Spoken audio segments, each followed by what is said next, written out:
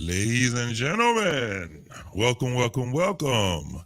This is the Black Man Unfiltered Network, and I am your host, JT. I'm the guest host for Mandrill and Shushu. Unapologetic is the name of this segment here. I welcome everybody that's coming in.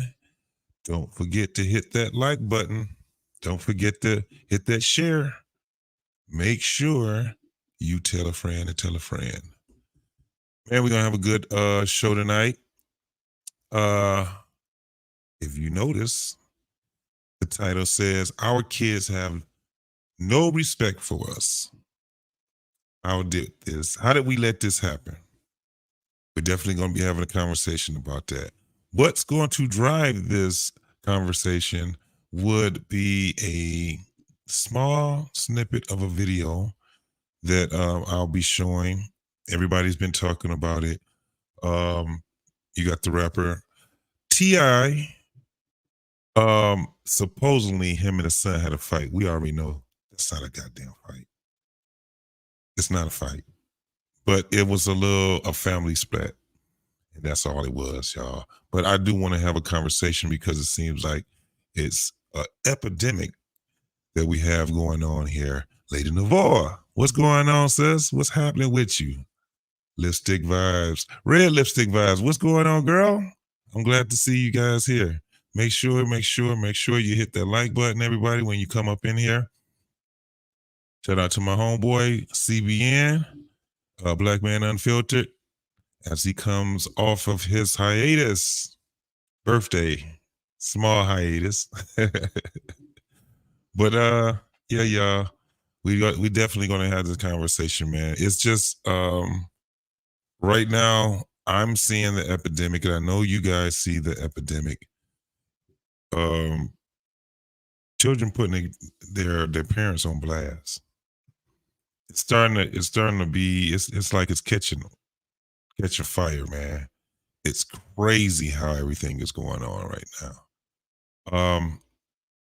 I was looking at the video with King Harris, T.I.'s son, and I seen a couple of things in the video. I seen that the young man was frustrated, and probably to the naked eye, he didn't look frustrated. He looked like, everybody's writing him off saying he's crazy. He got problems. He needs help. We already know he does need help. He's definitely very disrespectful. But, these things kind of stem from something. And that's what I want to do. I want to be able for us to have that conversation on where do you think these things are stemming from when it comes down to, as a whole, the children of today, Gen Zs, some millennials. I know we can put them in there also. Is it because of poor parenting, or is it something else a little more deeper than that? We'll definitely be talking about that. I also have another video, you guys, that I just want to show. I'm not going to show the whole video, but I want you to get some feedback on you guys. Also, this might be my first video that I'm gonna show on a son that was from the LGBT community, and his father was kicking him off. I just saw this video. I had downloaded this video a long time ago, long time ago, a couple of years ago, on a father kicking his son out. So that's what it appears. I'm not sure if it is a real video, but this seems like it was kind of like the beginning of this whole thing on putting your parents on blast on social media type of thing. Definitely want to get some feedback from you guys on that part. Also, I couldn't get the video up from the Bootsy. I think that one is more traumatic than all of them, because I think I can get corrected if you guys can correct me, but I think the one with T.I. and his son is something that that can be more fixed with the family, because it seems like his wife is pretty much, they have a solid front with them too when it comes down to those kids. So yeah, that's the thing with that, man. I had another video I was going to show, but I'm not going to show it. I'm just going to I think Blackman already had dropped a link for anyone that wants to come up later on after I let these videos go, and then we can just go ahead and get a reaction off of it, have a conversation off of it, and then we'll get our ass up out of here. You dig? So right now, I think what I'm gonna do is I will show this first video with this young man. I don't know what I was intended on doing this for, but I downloaded this. It was about probably 3 years ago. Bring this up here. And I don't know. Matter of fact, like David, if you can, sir, could you put a poll up to see? Man, get out there, but y'all ain't even telling me a real reason. What is this? If the father or the son is in the wrong, just put a poll up. Do you know how to do that in the YouTube? Well, scrap it. Black man knows how to do it. Black man knows how to do it. So if Black man is if he's there, if he can put that poll up in there. I also want to give a shout out to the people that's on the What We Know side. Also, okay, got you. I got you. On the What We Know side, don't forget on that side also hit the like button. Also, folks, but I'm gonna go ahead and start this video off, and you guys tell me what you think. I get up every morning, I go to work. I pay my half the bills. Every month I go help with you on the bills. Everything paid. What's the reason? Look at this. I come home and you packing my stuff for what? Yeah, you going through my drawers, you in my room. What are you doing? You tell me why. What are you doing? What do you mean what I'm doing? What you mean? Why are you recording me? Because I want the people to see how I'm being treated. You're not telling me the reason. You're not telling me the reason though. You can't be real and tell me. You can't be real and tell me the reason though. Tell me the reason why you put me out. You keep saying the company I keep. Yeah. I got the same two friends I've been having. Yeah, but they're running through my house. You're coming in. What's the reason though? What's the? You don't care about it. Is it because I'm not a basketball player? Is it because I'm not a football player, Daddy? I didn't make you proud. Like, if you guys notice, and we typically see this happening when you have someone from this community asking questions, the father is absolutely telling him exactly why he's kicking him out the house. He's telling him. And he keeps saying, is it because I'm not a basketball player? Is it because I'm not the son that you want? And his father is telling him, no, it's because you're coming in the house all times of the night. You're coming in the house, not respecting me. But he still goes on, well, making it up in his mind. And I'm going to tell you right now, this is what we've been experiencing. This is why we say, look, you go over there, y'all go over here. But this is what it is, a father and a son. Come on. Like, look at this. This is ridiculous. Look at this. Look how you're treating me, though. You're talking about under my roof. You're a disgrace to the family. You're disrespectful to me. What you mean? You're not what I've been raising, what I used to be raising. You're a whole nother person. What are you talking about? Oh, it's a surprise. You don't have to touch my stuff. I'm very shocked. You don't have to touch my stuff. You ain't even telling me the reason, though. I want you to be real. You say you're a man, be real and tell me why you put me out. Right now? I do. I go half with you on the bills. I go half with you on the bills. What's the reason? I need you out of here. You're not telling me the reason. This is crazy, man. This is crazy. This is where I like I said, I was trying to figure out. I was definitely trying to figure out what show was I planning on doing when I did this here. But it fit this show 100 because we're just starting to see a lot of this going on. If he had a problem with his father, he could have just been man enough to talk to his father off camera, but This is that whole thing where we talk about victimhood. This is that race to victimhood. The man is telling him exactly what it is that he doesn't want from him. That's why he told him, you got to get up out of here. The things I told you, he's talking about he's going half on a rent. There's no half on a rent if it's not your house. Not your house. Out of here, man. What's the reason though? Or is there a ride? Is there a lift? Is there a I'm not going nowhere till you tell me a valid reason why you Where's put my me phone? out. I'm gonna make a call. You don't man. have to Somebody keep gotta touching come my and get stuff. man. You don't have to keep touching my stuff. Can you get those things out of here? Tell me the reason. Don't throw my stuff on the floor. Don't do that. Don't do that. Get out of Don't here, do that. man. Now you're doing too much. You're doing too much. You're not telling me the reason though. I'll get you out of here. You're gonna get. If I have to leave, I need my half of the bill. If I have to leave, I need my half of the bill. You're not telling me nothing. Turn it off. You're not You know why? Why? Get Tell out me of the here. reason. Don't put that on What's me, the man. reason? You're the reason. Half my stuff all over the floor. You even like, what's the Get this reason? out of here. Get this out of here. What'd you say, Black David? He's practicing.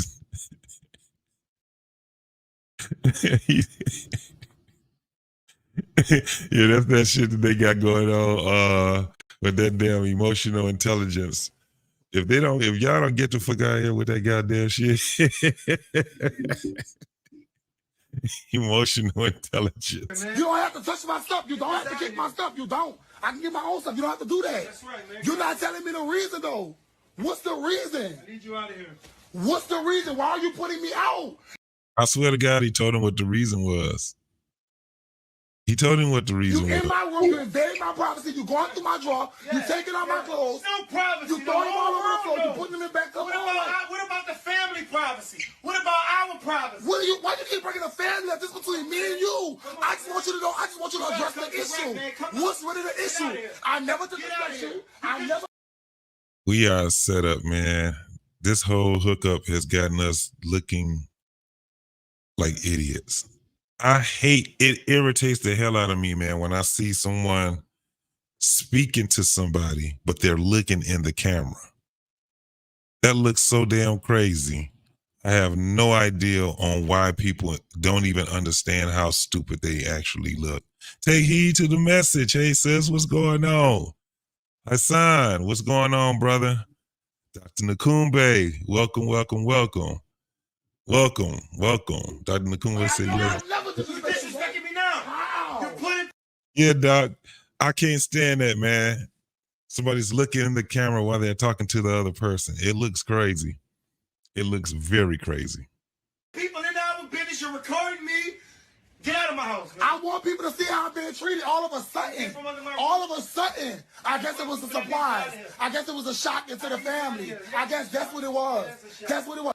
If you guys just tuning in, man, we're just looking at a video right now of a father and his son going through this whole thing of him kicking his son out and his son putting him on blast like somebody can save him from being evicted. It's crazy.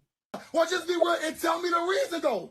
You're not telling me anything. You're not telling me nothing. You don't have to keep touching my stuff. Get out of here. I can get my own stuff. Get You don't it, have to man. you don't have to touch my stuff. I need You you don't. out of here. Get your You things don't. out of here. Get your You things don't. out of here, man. Come You on, know man. what? You know what? I'm gonna get somebody to come go, get me. I'm gonna call me a lift or Let's get it something. out of I here. got it. Don't touch my stuff. Let's go, Don't man. touch. This is Get out of ridiculous. here. I don't have to. All right, folks. That was it. Let me move this down here. That's the craziest part about it. This guy, his father was telling him to go. He looks at least 24, 25 years old. And one of the things that he's trying to do, and this is what I was getting at, where I was on my man Freezy show yesterday, and we were talking about the relationships between fathers and their kids, whether it's a son or a daughter. It seems more and more these children it's like they don't have any respect for their parents at all. My question would be, is it the fault of the parent? For instance, that's why I had to use the T.I. and King situation. I mean, it's many more, but you have a son that's out here and it's, you know, you can see that he has issues. But for him to want to put his family, especially because his dad is, you know, famous, his mom is famous, and their family actually is famous, but to put them in danger by putting all of their, you know, their business out there. Is it something, do you think it's something that T.I. did wrong, Tiny did wrong in the premise of raising the children? Or do you think this epidemic is based off of their peers? You know, it's like they're doing every time something catchy comes up, they have to do it, and it's just getting more and more and more, um, you know, and vastly like a trend. And in my case, and not in my case, but in the way I'm looking at it is that I think it's a dangerous trend. I think it's a very dangerous trend. But if you guys want to come up, have the conversation, I'm gonna be posing a couple of more questions. I think I got my boy R Payne back here. Let me see. Uh-oh.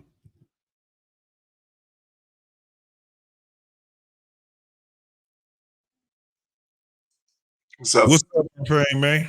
What's going on with you, brother? All right, all right. I saw the just a little bit of the video, but I know about the T.I. situation and his son. Yeah, everything's cool. How you doing? I'm doing well, man. I'm doing well. I'm doing well. This your first panel you been on, or was you out there on a tour today? No, I've been surfing things. I put a new video on my channel and a couple other things. I had an issue with that Malika Andrews not saying anything about that dude, Josh Giddey, what she Okay, yeah, vilifies I black men. saved it. I saved that Yeah. video. I'm gonna definitely look at that later on. Absolutely. I'm Yeah. definitely. But other than that, man, I've been around, man, just chilling for the day. You know, I didn't nothing special. Okay, You okay. know, just roaming. I'm doing a little bit of roaming, watching some video. My sister want me to watch this movie. She keeps getting on my case until I see it. So I'm looking at this movie on Netflix so we can talk about it. You know, so I gotta, you know, even your sisters, you gotta placate the women no matter what, man. So even if they sisters, Yeah. you know, she said, I don't want to talk to you unless you see the movie and shit so we can talk about it, you know? I mean, no matter what, man, women always want to put some tax on your life, God damn it. Absolutely. Yeah. They get some compensation. They got to.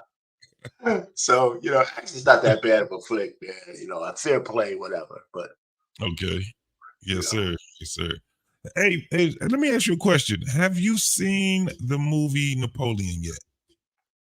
The movie Napoleon with the real Napoleon or something Yes. else? About the dictator, Napoleon. I've seen other renditions of it, but if there's something recent, I haven't watched it. Yeah, this one is brand new. It's out in theaters. I'm not sure. I know I put it on my Apple TV. Okay. For it to pop up because it's an Apple movie. It's Apple Vision movie or whatever they call it, but Apple has it, so it's going to be So it's on coming out. Apple Plus? Apple Plus, yep. I don't know if it's on there yet, but you know how Okay. you can just once it comes on and it pop up and they alert you that it's on. So I got that right there. What's going on to my man Trey? What's up, man? What's good? What's going on? Good. Not much, man. I like that. I like that avatar right there. That's kind of dope right there, man. Yeah, but he doctored that shit up, man, because that don't look like the real thing. Are you talking about my supernatural powers there, RP? I'm just trying to say, you know, it's like it's a real avatar, you know. That's who he was, that's who he wish he was. That's what's happening.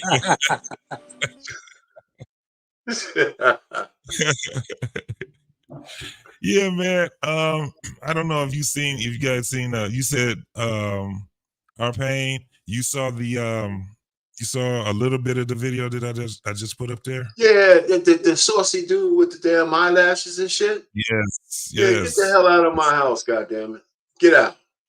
Yeah, I had that video. I saw that video a while back as well. Yeah, it was a while back, and it was a show that I was gonna do and I can't remember what show it was, but I remember downloading that, and I looked at it, I said, oh man, I need to go ahead and use this right here. What's going on, Doc? Nothing much. I can't call it. How about yourself? Good to see you guys. Hello to those in the chat. What's going on? You got the best hand. Man. Yeah, that dude had to go, man.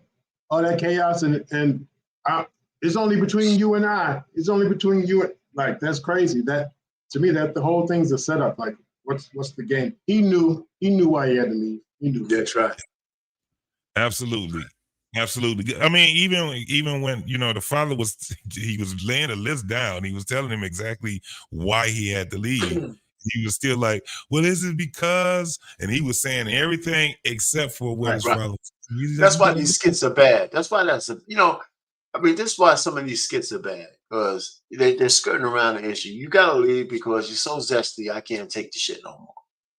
Yeah. And it sounded like that wasn't his first, like, it sounded like he knew, like it wasn't his first time hearing it. Right. So it's not like it was a surprise. It was not our first time talking about it. Right. Absolutely. It's like now, and that's why RP, when I did it, I was like, I don't know if this thing is real or not, right? Because they wasn't like, now you see it. They got everything is a skit now. Everything is, but back, this was like what, 3 or 4 years ago. It's been a while. It's been a while since that one was there. I think that one was one of the real ones, because that one was also it was another one where a woman had supposedly been kicking her boyfriend or husband out because he was buying some shoes for his son. Yeah, I saw that one too. So all of those was kind of like around the same time. So Jay, yeah. You know what, JT, what I do is I assume all of those are a skit.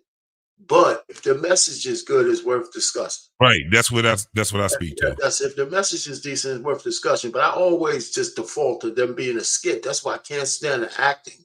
Give me a good skit. You know. Real good. Right? You know, like the paternity test one where the guy's doing all the talking. If you found out your wife had a baby by another man, you ain't doing all that goddamn talking. You know, and she's telling you, man, get out of here. You know what I'm saying? No. You know, get the hell out of my crib, man. Right. Yeah. So, yeah, the thing was with on the T.I. situation, it's crazy because they were at a Falcons 50th, and he did he performed and all of this, and I think King did too. I think he did too. And what seemed like it was just what family do. It would basically, it was kind of like, you know how you can have people, one generation arguing with the other generation. It was like this, and that's what it kind of seemed like. But I think he took it very personal, because him and T.I. they've been having this dance for a very long time. They've been having it since he was about 9 years old. So, you know, even when they were on, I think it was called the Harris Business, Harris Family, whatever that reality show was, he definitely stood out. And he was that child that they had to spend more time with. And he was his grandmother's child. So he wasn't a bad child. It was just the fact that now that he's older, what was cute is no longer cute anymore.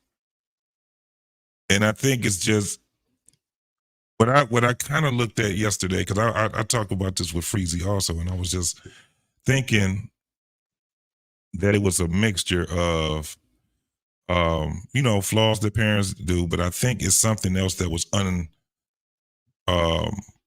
probably undiagnosed, or something that was unresolved within that child that I think they either blew it off, or they're probably still working with it. One of the things I was looking at also, because I'm looking at the time that T.I. himself spent with his son. He spent a lot of time with that guy. That was the son that he was in the studio with. That was the son that he was getting promotions with. And the way that he was doing it he wasn't giving it to him. Because the first son that wanted that type of attention, that said they want to be a rapper and all that, that was his older son. I don't know if that was the oldest, but it was one of his older sons. And he told him, you can't get it because you my son. You need to get it, as if yeah, I'm gonna give you the help and all of that, but because you're my son, you can't do that in this game. So it looked like he was teaching them how to go out and get it the way that they need to get it, and he's gonna give them the help. Now the other two, one is a rapper and the other one is a musician. They're fairly successful right now. And I think the daughter is also. King would be, but it was just that's just the child. That's how I looked at it. Like, this is that child right there. Now we got to get some. I don't think it's because it just didn't seem like and this is just in my opinion, man. It did not seem like T.I. and them neglected him. I think they just lost. They lost right now. What do you guys think?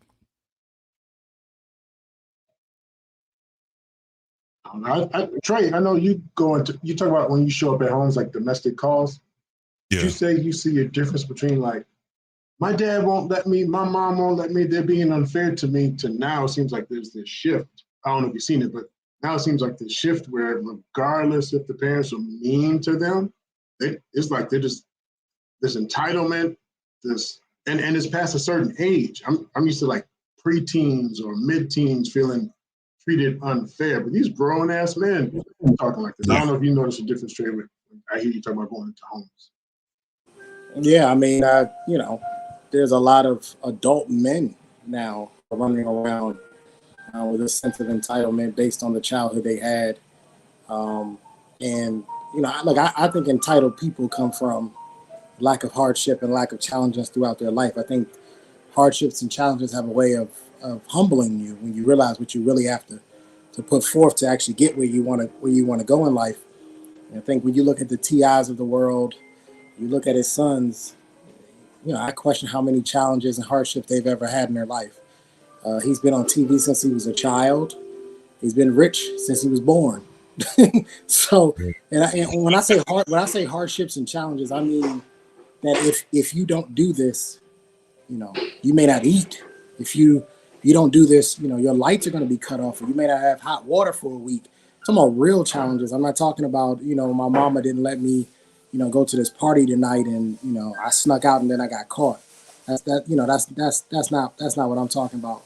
But I think what happens is that, like with any sort of fungus, this entitlement fungus, it only gets bigger as they get older if you don't treat it while they're younger. And so what you get when you get a king who's older now, can make his own money, he has his own social media, he has his own following. Well, that fungus is taking over his entire body now. So what are you going to tell him now? What are you going to tell him now? To not be entitled? Michael Irvin had the same issue. His son was talking about being a thug and a rapper. And Michael Irvin's like, you grew up in a gated community. What are you talking about? You've been rich since you were born. You know what I mean? So, I agree with you, Doc. There's a lot of we're talking about grown adult men. We're not talking about children anymore. You used to get the 12-year-olds, 13-year-olds, but we're talking about adult men who have a sense of entitlement. And then what I see is it carries over into their dating life, right? Because even the women are like, what the hell's wrong with you? What's wrong with you? I don't want that. I don't want that from a man. You know what I mean? so and entitled men, listen, I'm all for arrogant men if you've earned it. Because to me, if you earned it, you've earned the right to be arrogant. You worked to get to that point. It's not easy getting master's and doctor's degrees. It's not easy making $1 million. So you have the right to some degree to be arrogant because you earned it. But what we're seeing is a lot of these kids whose parents are rich, whose parents earned it. Now they feel as though they can be what their parents are. Well, you didn't earn it. It was given to you. You're a trust fund baby. Well, so what we're seeing is another case of a privileged kid born to two parents who didn't teach him anything, who may have been so busy. Look at T.I. was a couple of times in and out of jail. The mother used to be a singer too, so she was a celebrity, right? Because Escape at one point had a couple of hit records. And, so did they really teach him anything, or did they just put him into the house of privilege and just let them see how they grow. I don't know how much discipline they ever gave any of their kids.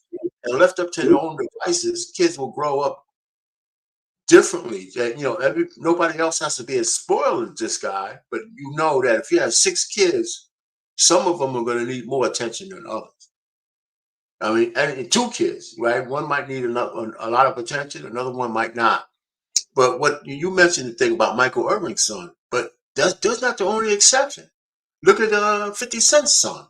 Look at all these. I mean, there's I guess a psychology or a psychopathy or whatever you would call it about kids to privileged parents who don't act like parents. Just because they're there, just because they have money, doesn't mean they spent the time parenting, because they might have offloaded that shit to other people. Yeah. You know what I'm saying? Let me ask you this, because I know you talk about how you raised your kids and how you do like financial planning, getting them prepared. I know Mr. Bennett talks about that. So let's go with T.I. not being involved in his son's life. I think there's a difference between raising your child as what I call like punk parent syndrome, or totally unaware, let them do whatever, and then they snap out on you like, why are you treating me that way? Versus, I haven't raised you, but that doesn't mean you don't have no goddamn common sense, and you don't come at me no grown-ass man. So I think there's still a difference between poor parenting and no parenting at all, and you coming at me as a grown man. No, I agree with you. I'm not arguing that, but things are on the margins. One of the things that I think about, I don't know, Trey has a kid, JT has a kid. You have any kids, Doc? Yeah, I've been successful a few times, Mason. Yeah. The point I'm saying is sometimes when raising kids, it's like serendipity, being in the right place at the right time to teach a lesson. I mean, some things you do on purpose, some things you get to do just because you're there. I mean, I have stories, right? We don't have to go down the whole path, but one day my daughter was saying that this boy wanted her to take her he wanted her to pay for his way to a movie. And we were at a dinner table, everybody. I said, listen, I'm going to talk to you a little later. And I told her, I said, don't you ever take my money and give it to no goddamn nigga. I didn't say nigga, you know what I'm saying? Listen, I ain't giving you no money. So if that guy wants to hang out with you, he's paying. I don't care if he got to selling bottle caps and all that. Because the only vision I had when she said that was my daughter working and some goddamn N-word is on a couch while she's going out there working. That shit flashed in my mind. I said, don't you ever think. I said, that goes for girls too. I said, if they don't want to be your friend because you ain't paying, let the door hit them on the ass. 6 months later, she says, Dad, you might not think I don't listen to you, but I got all the girls thinking the same way. I told them, don't you ever pay, and she says, yeah, but now we tell these guys to get lost. I didn't say, there you go. There you go. I mean, so sometimes you just got to be there. If I wasn't there, she wouldn't have anybody to say that to for me to fix that. Other things happen. But go ahead. You also got to remember when these wealthy entertainers, the parents aren't raising them, the grandparents are maybe raising them. You look at the Kardashians, the nannies raising them, or somebody else outside of the parents are raising them. But one of the things I had to fight against when I found out I was having a girl was that I wasn't going to say no to her, right? Like I had to fight against that. I'm going to spoil her. This is my baby. You know what I mean? I'm a spoiler, and I'm not going to say no. And I'm going to, and then I think it took for maybe one slight little bit of attitude she gave me maybe at 3 or 4 years old. And I went, ah, you know what I mean? Like, okay, yeah, now you just made it easy for me to tell you no. Thank you. Because up until then, you couldn't do no wrong. You know what I mean? You could do no wrong. But once I realized, no, even my daughter will try me. At 5, she will try me. I think a lot of times if you're not there, and I forgot who said, I think R. Payne who said it, being in prison, for your gun charges, and then your mama is a part of a very successful R&B group, right? They're not there to tell their kids no. So who telling them no? When King want to go out at 15 and go play with his friends, go fake like he's tough, who's telling them no? Who's there to tell these kids no when daddy got to go make the money and mommy's working too? Who is there? There's nobody there to sort of drive home that discipline, and it shows. It shows in how he speaks to his mother, how he speaks to his father. It shows in his reaction. It shows in his videos that he posts. I don't always agree with my mom, and me and my mom have had some serious words, but there's only a certain level that I will go to before it just becomes utter and complete total disrespect. And I won't cross that line. But I'll say what I need to say. I just find a clever way of saying it, right? But I won't disrespect my mother and my grandmother, anybody that had a hand in raising me. But I think you can see from a lot of these guys at 17, 18, 19 years old, there is no level of respect for their parents. It's not there. It's not there. And a lot of it is because the parents weren't there for them. Right. First of all of y'all can leave and get off my show. I didn't invite y'all here. Well, Doc, you can stay. But JT, right. JT, get the fuck out. Arpain, goodbye. Everybody can go. Hey. Don't stop. I didn't invite y'all here. Don't start that right now, okay? You know what? Get off my show. How about you have Don't stop right now. How about you humble yourself and say thank you? I am humble. I don't have to be straight. I don't be humble on my show. This is my time slot. Okay. Right. Really? No one coming here. Let's make a point to JT's one point right now. To JT's point. You had asked earlier, is it the not quoting you, but is it the upcoming or upbringing, or is it influence? And I think what Trey just spoke to, can you imagine you raised your kid and they had some temper tantrums and some entitlement, but as an adult, they're being influenced by certain messages and they feel like they have the right because the masses, they believe all the TikToks and all the so-and-so, this is the way I'm supposed to be. And I totally ignore how you raised me or didn't raise me, but I'm influenced and I believe this is the way I have the right to challenge you. And I don't know if you noticed that some of these arguments that these kids are having is like some agenda they're pushing, right? Some mission, some belief that they have based on social media or somebody else told them they should do. Yeah. That's one of the things that I was looking at, because I'm like, wait a minute. It's starting to just, I mean, I would never have even guessed that, some of these parents' children would have been that disrespectful. I think that it is more of a social media trend, and they're just trying to one up one another when it comes down to it. When I saw, even with Boosie, I can understand why. I don't know if you guys are familiar with Boosie's relationship with his daughter. It's way more, it's toxic. But I understand how that got to be, because it unfolded because of her mother and his relationship. And it stemmed from her brother being murdered. And he was put as the murderer. That was why he was on death row. That was crazy too. That whole thing was crazy. So yeah, Boosie, the rapper Boosie, he was on death row for murder one. Now the craziest part is that she was maintaining that he killed her brother, and she put this on like an hour and a half. I got the video, but it don't have the sound to it. But then what use is it? She put the video. I got the video, but I ain't got no sound on it.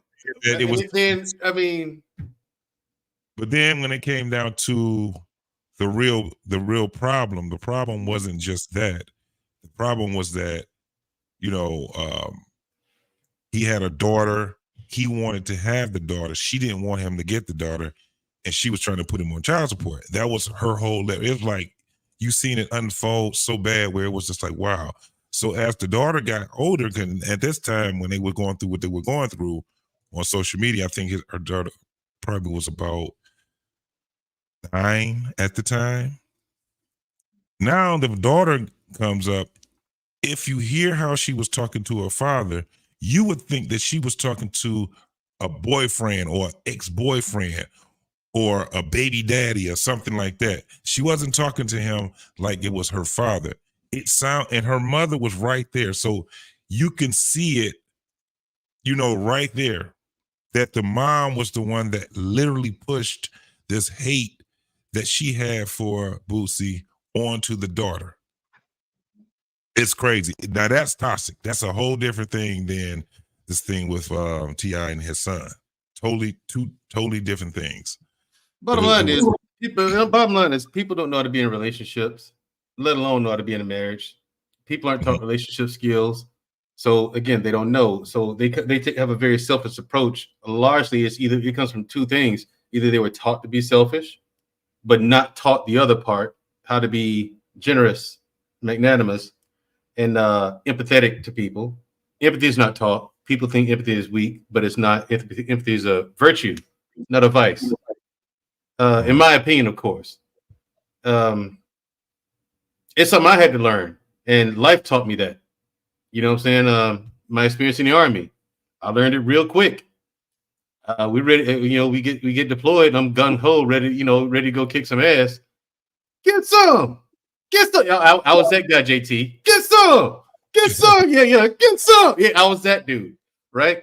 But then when you get there, you see like you've been trained and taught that okay, the boogeyman's there, the big bad wolf. You know what I'm saying? Rumpelstiltskin, Billy Goat Gruff, all of them over there. Okay, go get them. We get there, I was like, wait, where's the boogeyman? There's no monsters here. It's just people. You know what I'm saying? And then you see what goes on. Then you get to some villages. You go in there, okay, and you get orders like nothing can be there when you get back. Just that vague.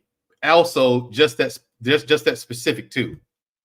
It sounds vague, but it ain't vague at all. There's a very specific order you're getting. Trey's sitting there grimacing because he gets it.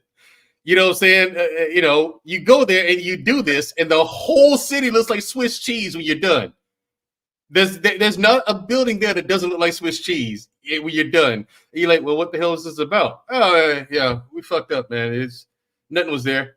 Yeah, we know. We just left. Nothing was there. We did what you told us to do. Now we're asking you, why did we do that? Like, what was the point? Where are we going with this? Major, may I ask you a question? And so, you grow empathetic for people real quick when you're involved in it. I'm sorry, go ahead, Doc.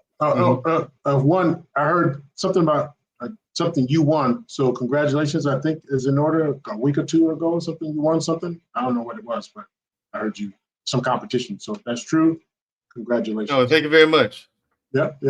CBN was just talking earlier about shame and how in the culture, you didn't do things to bring about shame to your family.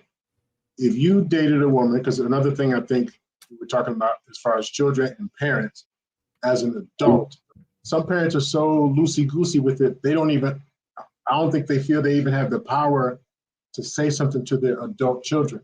If you were dating a young lady and you thought like, wow, you caught an episode of something, and her own dad or her own mama said, yeah, she's, well, how would you respond to that? That the parents feel like we can't even say anything to her. We're too afraid. I think those weak parents. Like my mama to this day, if my father, if he was alive, they would not be. My mama ain't afraid to say shit to me.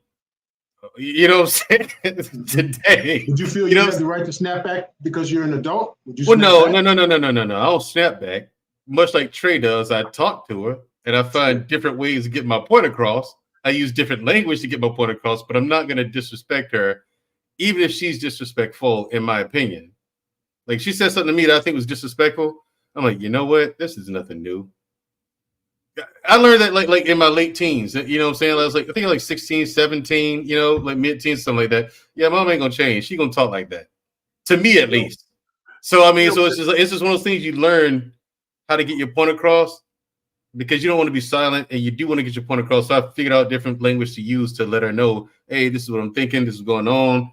Here's why I think we should go with this, blah, blah, blah, and go from there. But I don't get disrespectful. I don't raise my voice at her, things like that, Dr. Ndekumbe.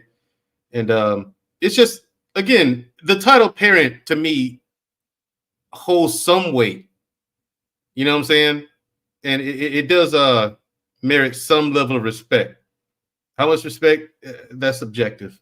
Depends on the person, what you think. But that's just for me. It's saying like if I were to get married to someone, the title wife carries enough weight to merit some margin of respect there. You know, it depends on who these people are in your life, and then just being an older person. Like I look at JT, he's in his 50s. You know, it's all downhill for him. So I don't know if it's empathy for him or whatever the case may be, or the big brother, little brother relationship we got going. You know, but regardless, so and he's a veteran, so I mean, there's some margin of respect. Same thing with Trey.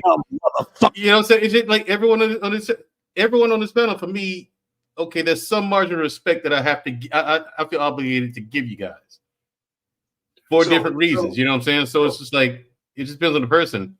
These kids today don't feel it. I think these kids today just don't want to respect anyone. They think the world should revolve around them, and they don't understand what they're getting themselves into. They don't understand that. I think they don't understand the dangers of the world because they've been so protected growing up. Whereas a thug in the street, he's had to survive his whole life. He's made dumb decisions and risky and reckless decisions because he or she probably didn't see another way or didn't know another way. But either way, that the goal is just survival. It's just that primal. You know what I'm saying? They've seen the dangers, how dangerous the world can be. These kids who grew up in these rich neighborhoods, they don't know. So they're cool being thugs until it's time to pay the consequences of being one. When Trey homeboys come up to him and get a hold of him, oh no, the world's not fair. Could you let me go? I didn't mean it. No. Would have gone here. Would have gone here. Before you move the goalposts, the conversation though is a good one. But before you move the goalposts too far, just keep it from the standpoint of if you had children with you through a whole, from them being growing up from toddlers to young teenagers to adult, you'll see how your conversation with them will change. And depending on what kind of person you are as a parent, you know, your conversation with them will change from, you know, just being a parent to a parent mentor, and their responses to you should always be respectful, because you'll get credit for the way you raise them. You almost automatically, if they're good people, male or female. And one of the reasons why I kind of see this is because I have I purposely try to have points where I get my daughters in front of me and we sit down and we have dinner, right? So over the dinner table, you talk and we come up with conversations. I've seen how their conversations changed over the years, and I had to adjust a little bit based on their responses, because their responses weren't always responses of little kids as they got older. So I had to give them some grace in their responses, even though it wasn't respectful, but I had to expect some of the unexpected, because now they have their own mind and their own thing. So I couldn't dictate the kind of responses they gave to me. You know what I'm saying? So it's a subtle kind of thing. And now that they're you grown let them women, say anything to you? Do you let them say, you know, out of respect, they're an adult, like maybe they're allowed to, not allowed. Are you more, do you allow more, is there more allowance to like maybe curse or even talk to you about any of They don't curse. They don't curse in front of me. They don't curse in front of me. No, I mean they give me the same deference I would give my elder. I never cursed in front of my mother or father or my aunts and them. I didn't curse in front of them. So they give me that same deference, because I don't really curse in front of my kids either. Right. I mean, but like in a respectful way, like as a teen or a kid, they'd be like, Dad, you should have seen, oh, never mind, it was crazy. Versus now as adults and being respectful, like I consider my version of communication respectful, but I just say, Dad, you should have saw it.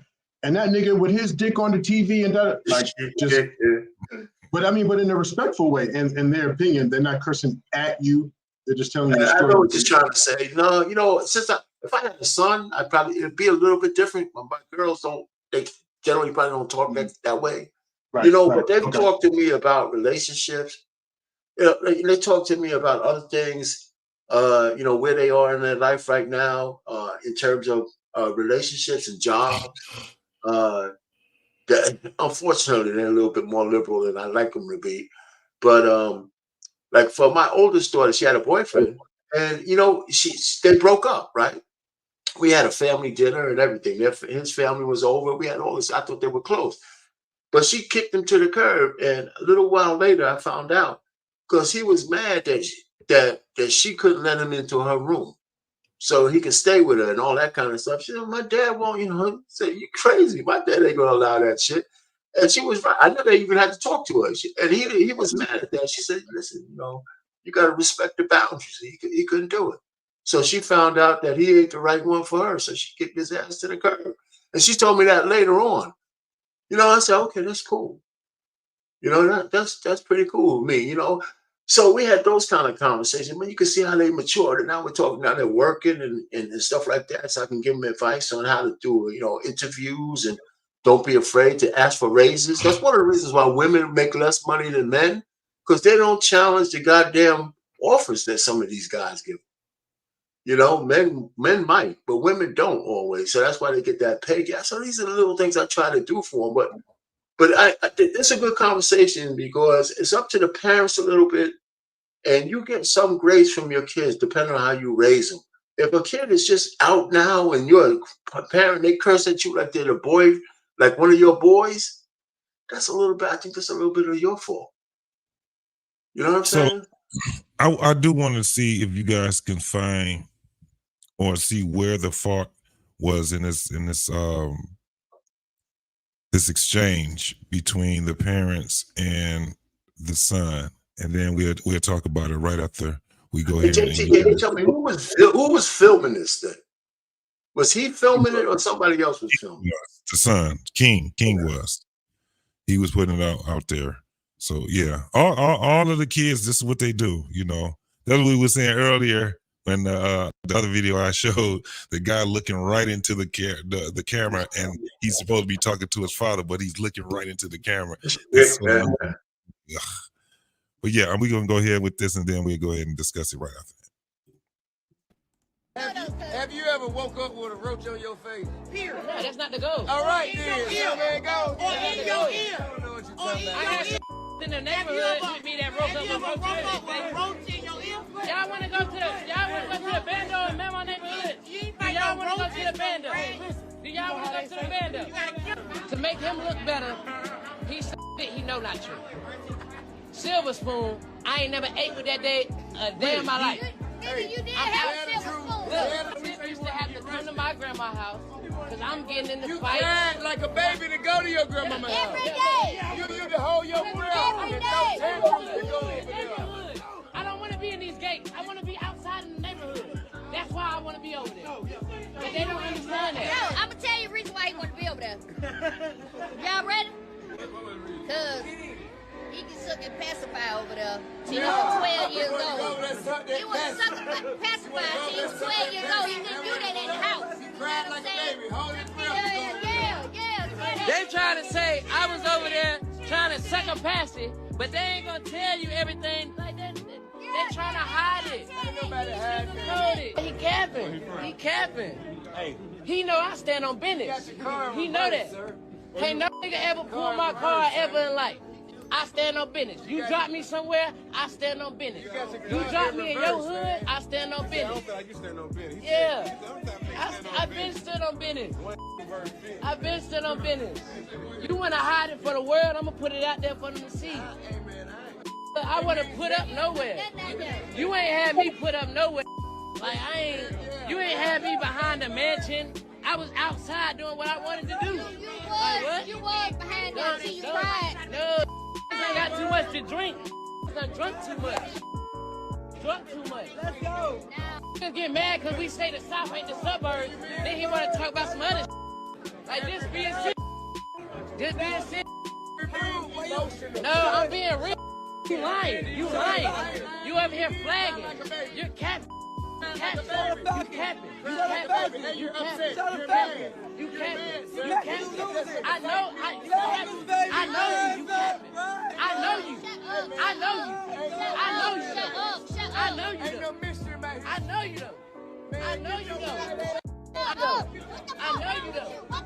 know you. What's wrong with y'all? Why y'all doing that to me? Y'all know me. You know I stand on business. Why you even letting somebody play with me like that? Why you letting somebody play with me like that? Why you letting him play with me like that? Why you letting him play with me like that? No, ain't no joking. What do you mean? You are embarrassing yourself. You are embarrassing yourself. You are embarrassing yourself. You are embarrassing yourself. Hey, what is you talking about? Man, get off me. Boy, you can't do nothing with me. Ain't shit you can do with me. All right, fellas. Damn. You know what? It's not as bad as I thought it was. Right. Can I? Yeah. I got to be honest with you. Like they had a I thought it was a lot worse from when I was getting people's it's reactions. not That's the worse, first time but- I saw it all the way through. Yeah. That's me and my uncle had sort of the same conversation one time, and I got put in the L too. Like it's like that's kind of men, man. Family Well, hold on. thing. Can I say something real quick on this? What the idea of this grown jackass took I stand on bit? If you stand on bit and stand on diapers, which one is it? This is the thing. Look like a complete fool. Young folks, what they do is they repeat everything that everybody do. So in that town, just like you'll go somewhere in Oakland, California, and they always talk about town business. Everybody in Oakland, California talk about town business. So now they got this new thing is what he's talking about is if I'm in your hood, if somebody try me, I'm gonna get at their ass. You know what I'm saying? I stand on business. That's what they saying. And everybody this is what it is. They just repeat and borrow each other's little sayings or whatever. It's just like If JT's my older brother, that's a conversation. If we went at it, it would probably go something like that. And eventually JT gonna have enough. Like enough is enough. We done talking. Right? Yeah. Like, you know what I mean? Like that's what I saw. Yeah. Like, yeah, King out of pocket, obviously. But it wasn't that bad. I'm sorry. It just was not that bad to me. Bro, if you ever seen the Boosie one of his daughter, you be like, God, like that right there. I heard the phone conversation one they had when she was in the car or something like that. That one was wild. But it was all of them. Yeah, when they had the call, and he was telling the ex-wife he gonna put a bounty on her head. He told his daughter he was calling her all kind of bees and took his car back. He said, "You tell her I'm gonna take her ass off my wheel in the morning time." You know, and it was just like, wow. Then he had an interview, and it just blew it up so bad. But that was. It started out dysfunctional. Even before the girl was born, he got a song that he said that the woman that his daughter's mom was a bust down. Him and his homeboy shared her. So it's crazy. So that little girl or that young lady, she really got some shit wrong with her. For real, for real. It's a lot going on because, I mean, Boosie, he's reckless with his mouth. The mama is reckless. Everybody in that little town is reckless. You know, it's just, that's what it is. And now they gave birth and raised a reckless young lady. That's just what it is. So Trey, what else you got to say about this thing? You don't think it was that bad? I mean, I really don't. That just sounds like a conversation. I think what happens is that people outside of our culture think that when we have conversations that are sort of loud and aggressive like that that means that the whole place don't get shot up. That's not how it works. What I saw was two parents reminding a child that your life wasn't that hard. And we made it easy for you. And I saw a child, a grown adult, trying to argue that it was a lot more difficult than you're leading on to be, and that you're lying about it. But he's referring to the bando and all this, and I'm just like, I have a hard time believing that he was a part of that life. But I was expecting like explosive, like just crazy. Nah, that was. I mean, that's a Sunday after the football game, and too many beers. He's his mama, dog. He can't nothing he can do with his daddy. Right. Even what T.I. was saying, you can't do nothing with me. My uncle said that to me. My uncle said that you can't do nothing with me. Like, I mean, I don't know. I guess I don't know. I can see what people say. There's obvious, clear dysfunction. I'm not skating over that. There's obvious, clear dysfunction within that family. But I guess based on what I had been reading and what I had seen, the reactions, I just expected fireworks, and I was let down. Yeah. So let me just ask this question though. Let me ask this question. Let me welcome my man. Yeah, let's introduce the information man. Thank you for coming tonight. Although my sister's not here, Be nice to come to see. So, Thanks a lot, bro. Let me give you your proper. What's going on, guys? No, bring it back. No, you don't do that to me on my show. Again, it's my show. So, yeah. I just wanted to add this point. I think King, he appears to be the way he is because the family is dysfunctional. And with the lifestyle that they live, the Hollywood lifestyle, this kid has been impacted by it. Now, this is what we sometimes do as black people. Well, it's not that bad. That's our problem already. That we minimize shit too much. We know he's got problems because what was it? Was it a year ago? King was having all sorts of problems, and T.I. was admitting that he was having a problem with getting his son under control, and that he said that you're going to be going to prison if you don't stop what you are doing. And this is a kid who's been living in gated communities, and now he's trying to act like he's gangster. I think Michael Irvin, the Dallas Cowboy legendary player, he has the same problem with his son as a rapper that's rapping about stuff that he didn't even live. So I think there's a problem there. I mean, yeah, family members go back and forth. I get that, but there is a clear issue, and I have to look at the family dynamic. There's something that's not kosher. And we know that kids sometimes do reckless things. Oh, are you pausing? Yeah, it froze up a little bit. Network. I'm gonna jump in if he's frozen. Couple things to consider. I find the parents at fault and King at fault, and I'll tell you why. It sounds like in the beginning they were joking. King is playing, he's joking, and then you froze up for a minute. The information, man. Well, you froze up again too. I don't know if I don't think he knows. Does he know? Right, if he comes back in, I'll stop like we've been listening the whole time. Like, oh. Yeah, you've been freezing in and out information. Yeah. So King, it sounds like they were playing, and then he got his feelings hurt. And we live in a society now where everything's about your feelings. And when he got his feelings hurt, he's recording. But that's when I say, T.I., as the parent, could you have not taken that conversation? Once you realize your son is sensitive about the topic, regardless if he did it or not, that's when, as the adult and as a parent, as I got your back, because I think one of you talking about, they've been close. Like, they've been doing shows together. They've been playing, like, they're on some show together where they're playing card games and questions.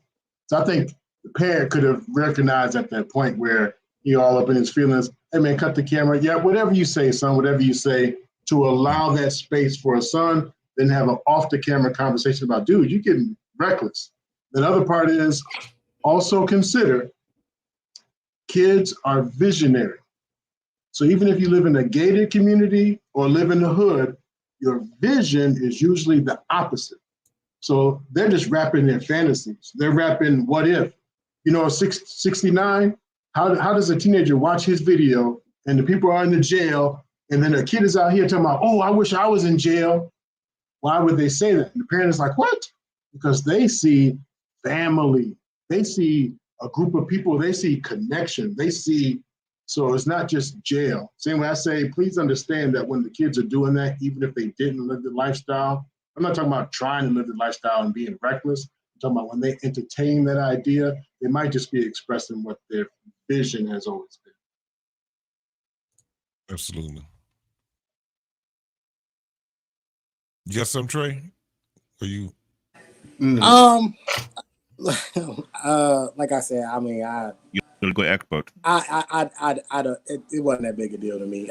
Families get into arguments all the time, and I can understand if T.I.'s people or T.I. himself or Tiny was recording it. King is recording this. He's doing this to himself, and listen, you only got 10 toes. You want to keep shooting yourself in the foot and shoot your toes off, then that's on you, bro. At some point in time, he's an adult. and he gonna have to sink or swim. And T.I., I think, has done more than enough to try to save that boy from himself. And at some point in time, you know, let it be. We all know he was raised in the best of situations, at least far better than others.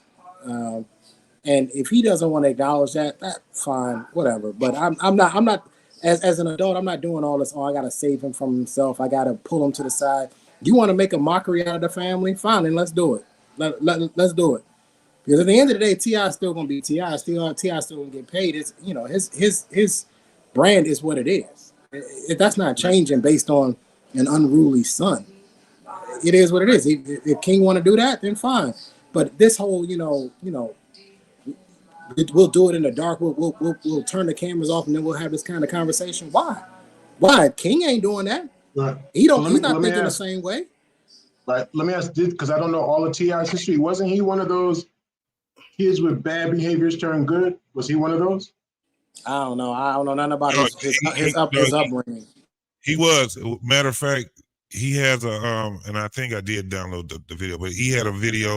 Remember the first time that King went viral, and he was talking about his issues with his son, and his whole thing was, his message was actually to the people that was on social media.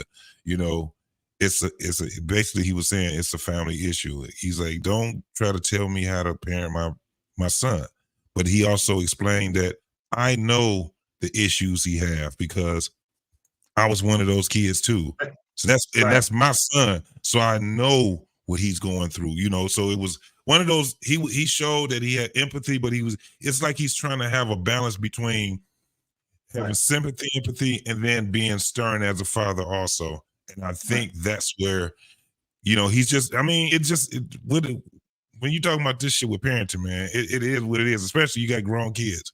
Once you get a 19-year-old and you thought you gave them everything, and we know, you know, giving them the world is not giving them everything. I don't know if it was on this show or Trey, was you saying it, or somebody was saying that sometimes people have to suffer. Sometimes we learn from suffrage, right? We learn a multitude of ways. And I think that sometimes in our own era, and the consequences through our era, you know, I think is we should be learning that way also. Right. And for that, I mean, I actually agree with you, Trey. I don't give a damn who you are. You're not going to be embarrassing us like that. And if you want to go there, then you're responsible for the consequences.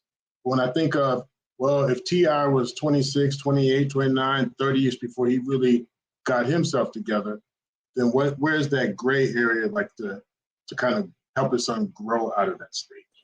Yeah, but we're talking about two completely different upbringings, though. You know, two different times. King's upbringing is not the same. I could understand if King had a similar upbringing as T.I. Yeah, okay, fine. That would only be fair. But King, you know, they were saying silver spoon. They were saying it in the video, silver spoon. He had to deny that he didn't have a silver spoon, and even Tiny said, "No, you had a silver spoon." Like, they're telling them, "Listen, you had a good life growing up."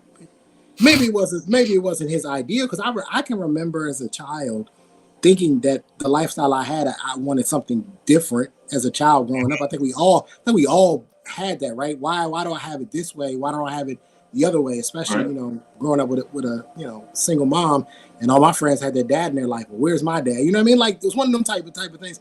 But when you look at it, I'm sure King's life was not as difficult as most people's lives, and I think that there's an entertainment element to this. The same thing with Michael Irvin's son. The same thing with a lot of these younger guys who are coming up in the entertainment careers now. They have to project a certain image because that's what the majority of the people who are going to buy their records relate to. They don't relate to the silver spoon. I don't relate to a silver spoon, right? So he can't rap about silver spoon because that ain't gonna sell no records. He's got to rap about the bando. He's got to rap about the hard life. He's got to rap about that, even though he never had it.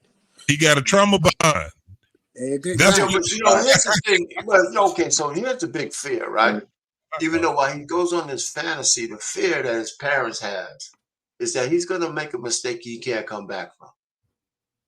That's the issue. You could be an asshole, but these guys, when they're out there with a little bit of money in their pocket, It's just a matter of time that before he makes a mistake, he can't come back. He's gonna do something, or he's gonna be with some asshole, and you know you can get hooked up in a humbug real quick. Just driving in a car with somebody packing, or somebody having some drugs on them, or somebody doing something stupid. You don't even have to be doing it, but you going down with them. You know, so the way he's talking, the way Michael Irvin's son is talking, you could say, listen, okay, I hear what you're saying, or my man John Morant, for that matter. You know, he didn't grow up like that either. So it's just, you know, depending on who you hang out with, whether it's you as the leader, you as the follower, the way you talk gives people pause for saying, yeah, this guy is just one big mistake that he can't come back from. You know, and that's the danger of how he's talking to me. You know, that's the danger. I mean, you're a little belligerent, you're a little silver spoon. You don't want to, you know, sometimes your perspective is like your life was harder than it was. Kids do that sometimes because they can only see their perspective. But you know, now that he's out there, now that he's free, and then he's talking like that. If he really believes it, the danger is he might do something stupid that he can't come back.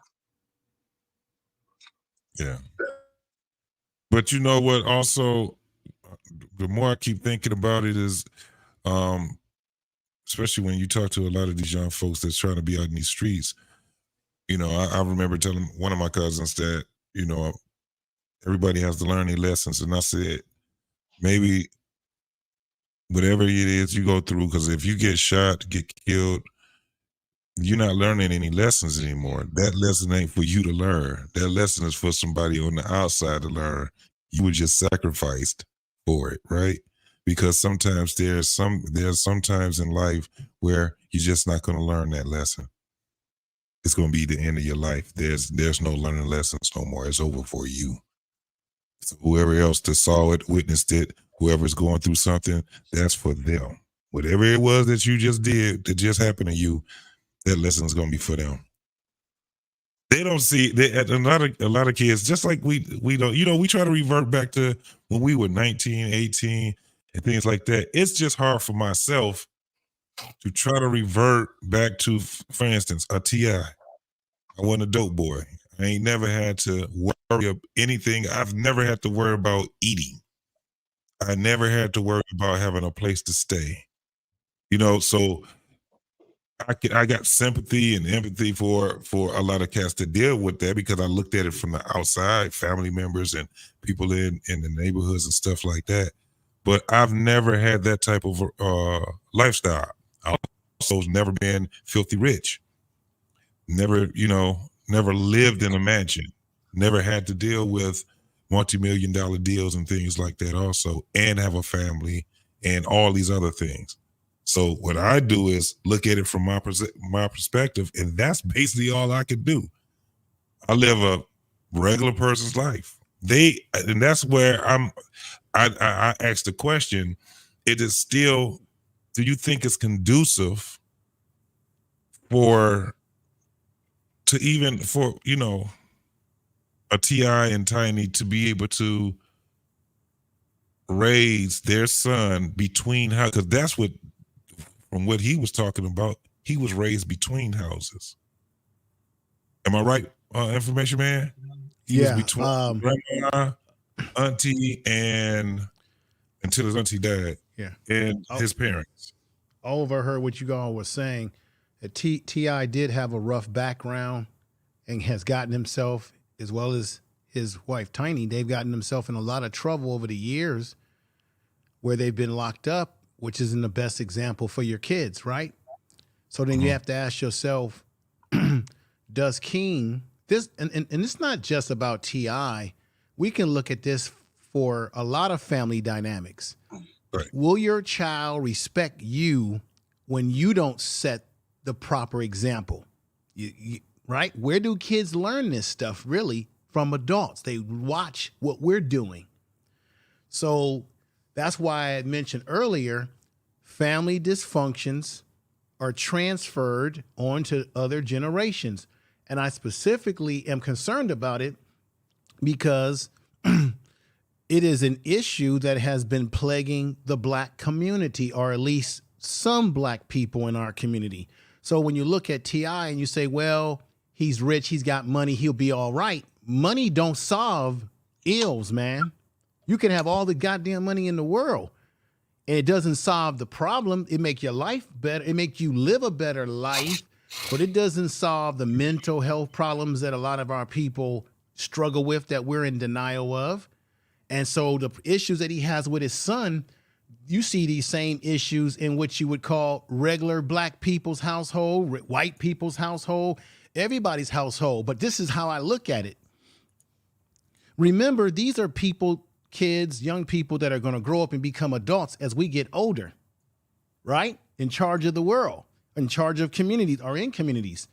Some of these folks are going to grow up and they may be off their rocker, and they're going to knock you upside your head when you're an old man.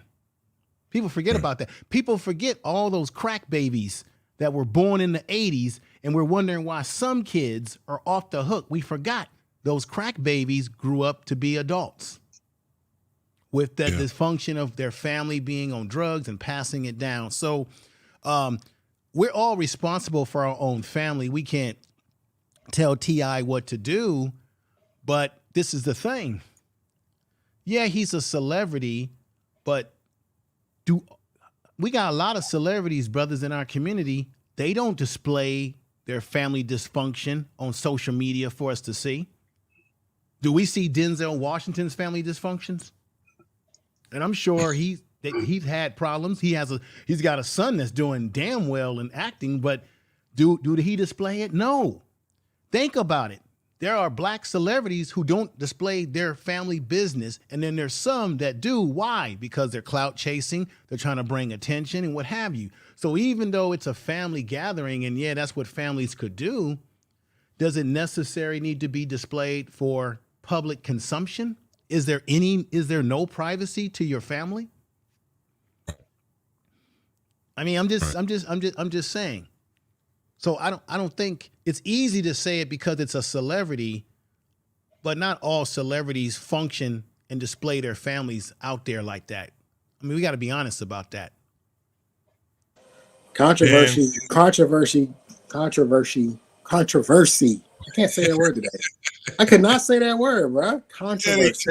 Get that SH out your mouth. I can, man. It's in there, bro. Controversy creates cash. And I think in this particular situation, T.I.'s never been ashamed of making money in any way. In any way, regardless of how he got the money. Whether it was drugs, guns, rapping, or reality shows. Yeah, you're right. T.I. is well aware that he was on camera. He knew he was on camera. Tiny took the camera from him. Yeah. So I think at the end of the day, if it's a good point that Information Man is making. Yeah, we don't talk about Denzel, but I don't think Denzel wants us to talk about it. I think T.I. wants us to talk about it. But Trey, why is it that some celebrities who are big time celebrities, we hardly hear about their problems? Why do you think that is? Or at least their family dysfunctions. Let's just say that. It could be a myriad of reasons. I mean, a lot of people believe that LeBron James never cheated on his wife. That's a lie. He has a better PR team. It's a better PR team than other people. There's a lot of reasons as to why we don't hear the things that we hear. I will say this though, because I have the utmost respect for Denzel Washington and the opportunity to meet him when I was on a USO tour. Yes. And I do think that there's just a certain we have to just accept there's just like top tier people. And I think he just happens to be one of these people where he's not going to allow certain things to infiltrate his family. And his wife is also on board with that, which I think matters. I think, Pauletta saying, listen, this is what we stand for matters. I don't think T.I. has that with Tiny. I think Tiny is just as much in the mix, you know what I mean? Right. She's all over the place. Yeah. What's one of the things that Denzel Washington always says? Denzel Washington has a quote where he says, the reason why he doesn't get himself in a lot of trouble, because when he does his roles for movies, he does his movies, and what does he do, gentlemen? He goes home. He's not hanging out in the clubs, right? He's not looking for this over-the-top stuff, right? So that's why you don't hear about certain celebrities, if we're talking about celebrities, getting caught up in mess because they got a wife, they do their job, and they go home. So, information man, if I may ask, because I know you work with kids in the institution. I don't know if you see the difference between the adolescents who engage like that with their parents, or these now young men who are going left with their parents. Do you see that difference at all? Like, well, I've had the benefit of working with adolescents, but I deal with men right now because I work in a male prison. But then I also see guys that come in that are 18, 20 years, young, that are getting grown man sentences.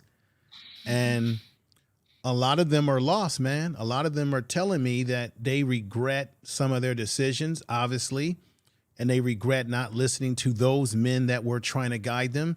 And they also felt that they did not have proper male leadership in their life, and that the gang structure became their family, unfortunately. And a lot of these guys that are doing heavy time, I'm telling you, they are regretting it.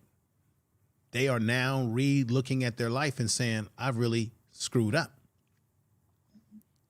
So there's some guys in there that really realize that they screwed up and they want to change their life. So information man, right? Yes, Since sir. you talk to these guys a lot, right? Yes, sir. Isn't it amazing how thin the threads are that could have saved them? I mean, I think sometimes some of the threads are really thin for them to make one decision one way and the other way. Just somebody being somewhere to say, listen, don't do that. It's a choice it's a choice. It's a bad I can be honest right here. The difference between all of us on this panel. Oh, you start breaking up when you say you're going to be truthful. Start breaking up. Yeah. I'm having a lot. I don't know why I've been having these connection problems with StreamYard for some reason. It's really starting to bother me. I'm sorry, guys. That's all right. We got you now. Yeah. Oh, man. Yeah. While he's getting it together, our pain. This video is an example of what I was talking about. I believe T.I. and his son had that allowance to have that exchange. It was up to a certain point where it was like, hey, dude, you're going too far. But I think they allowed. So when you say, hey, do people even have people to talk to? I think parents should allow some certain spaces and allowances to have that ability to razz each other, talk crazy to each other, even if they're cursing, getting wild, but then know when they cross the line. I tend to believe that by just looking at their it's like the way that they are with each other.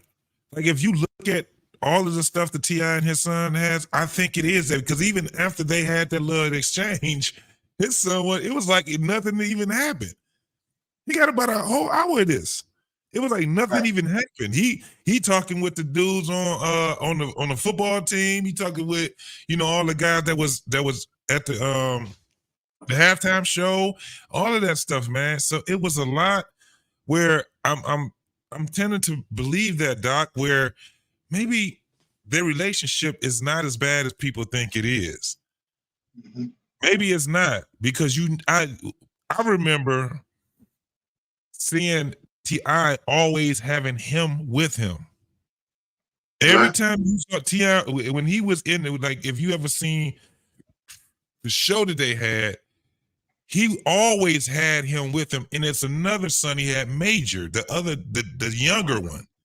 I thought it was King that was the younger one, but King wasn't the younger one. And then she had some more kids after that. Shit, Tommy.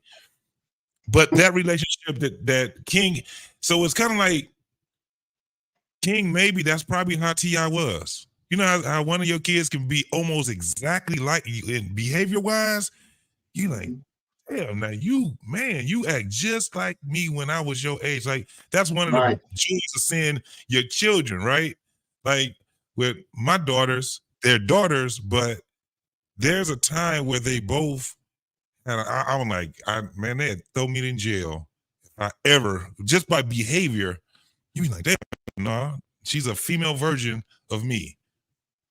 From 3, 4, 5, like one of my daughters, I thought it would have been my oldest daughter that had been more like me, but it's my youngest daughter.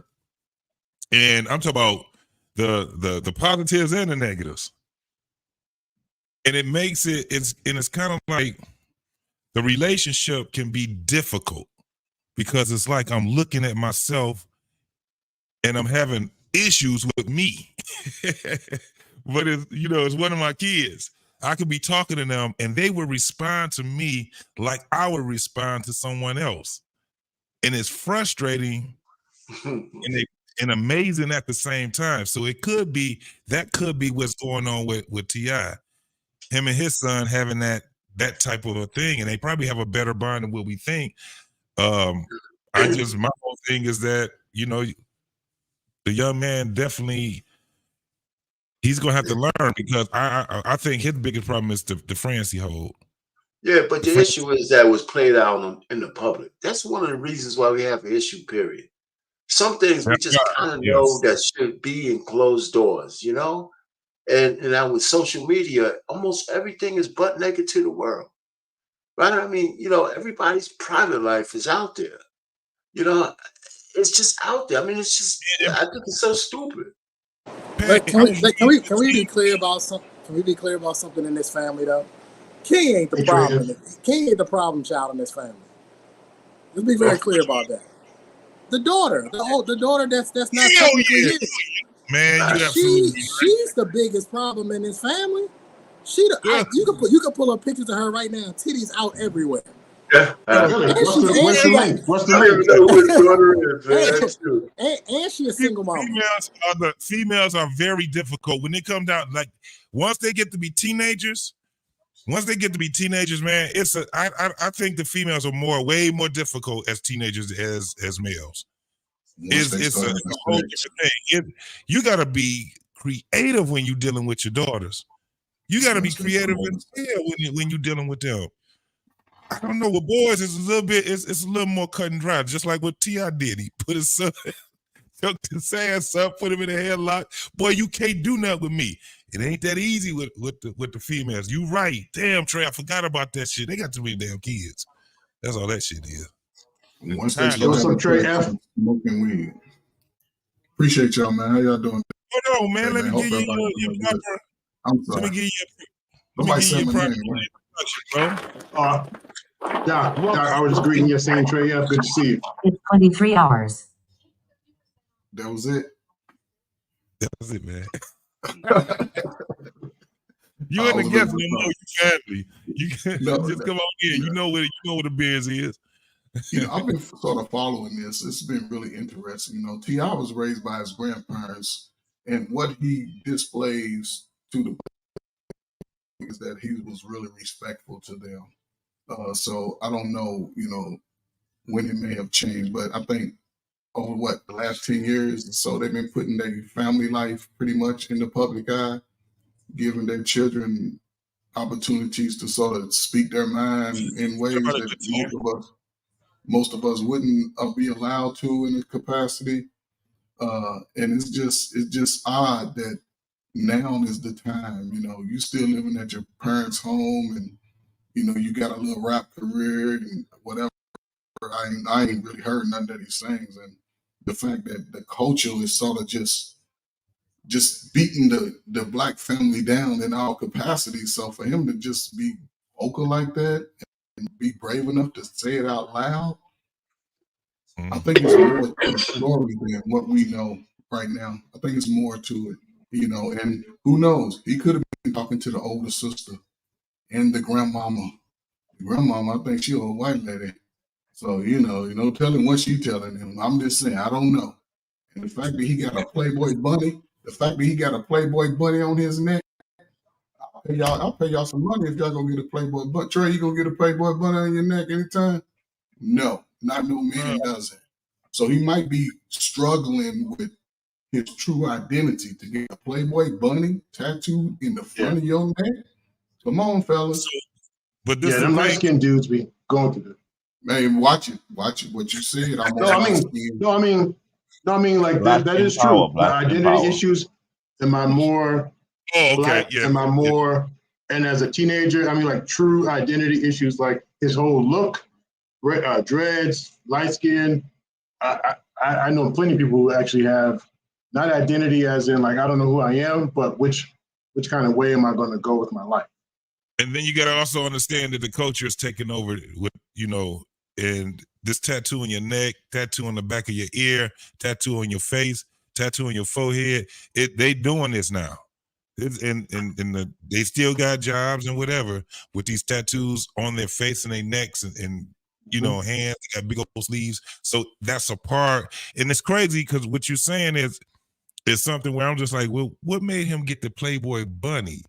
Because I remember, in our time, we knew what that Playboy bunny actually meant. You know what I'm saying? It was just like even with the earring, we knew what the earring actually was. You know what I'm saying? So you had two of them on. But don't this son got 2 earrings? I mean, I don't know, man. I don't know how old he is. Culture has changed. They be wearing, they be wearing 4 on one ear, then they got the whole other ear easied up. But it's a whole different thing now, man. Now, Trey F, could you see it as a positive, that video? Meaning, thinking about T.I.'s life, now we have more public stuff, more media, social media. And that exchange actually shows that Black men, fathers, can get into it, but it wasn't like that big brawl like we watched before where the guy came home and the son came home and his daddy sitting there with his daughter. So, I mean, could we even take a positive way to say, like I think a couple of you were saying, yeah, my uncle grabbed me before or little whatever, shut up. Could that be even a positive? I think it could be if it wasn't played out in social media. I think those are the teaching moments for even people who are not them. It just be regular Joe Smo those are teaching moments for fathers and sons to sort of speak about this type of incident and ways to avoid this in the future. Right. Whether we go out to eat, whether we go to a game, we're going to have differences. But as a father, you have to make sure that your children know that where your vision is not down where theirs is. You have to think about the overall protection from day one, and your mind is going 100 miles an hour. It just in being able to speak about certain things, because I'm sure his son is having sex, probably having a lot of it. He's down in the ATL. So, and his son is in places that the average teenager don't go. The son is born with a silver spoon. Right. He's experiencing something now this is the thing that I would have a problem with, though, because what he's doing is reaching down and being in the so-called hood and street and talking about, what his chopper and who he gonna fight, and he's reached, instead of bringing people up with him, where it's kind of like, I really understand where you just don't realize how good you actually have it, because you didn't start from humble beginnings. You started with what they consider a silver spoon, but he's denying it. He like, fuck that. Nope, that ain't what it is.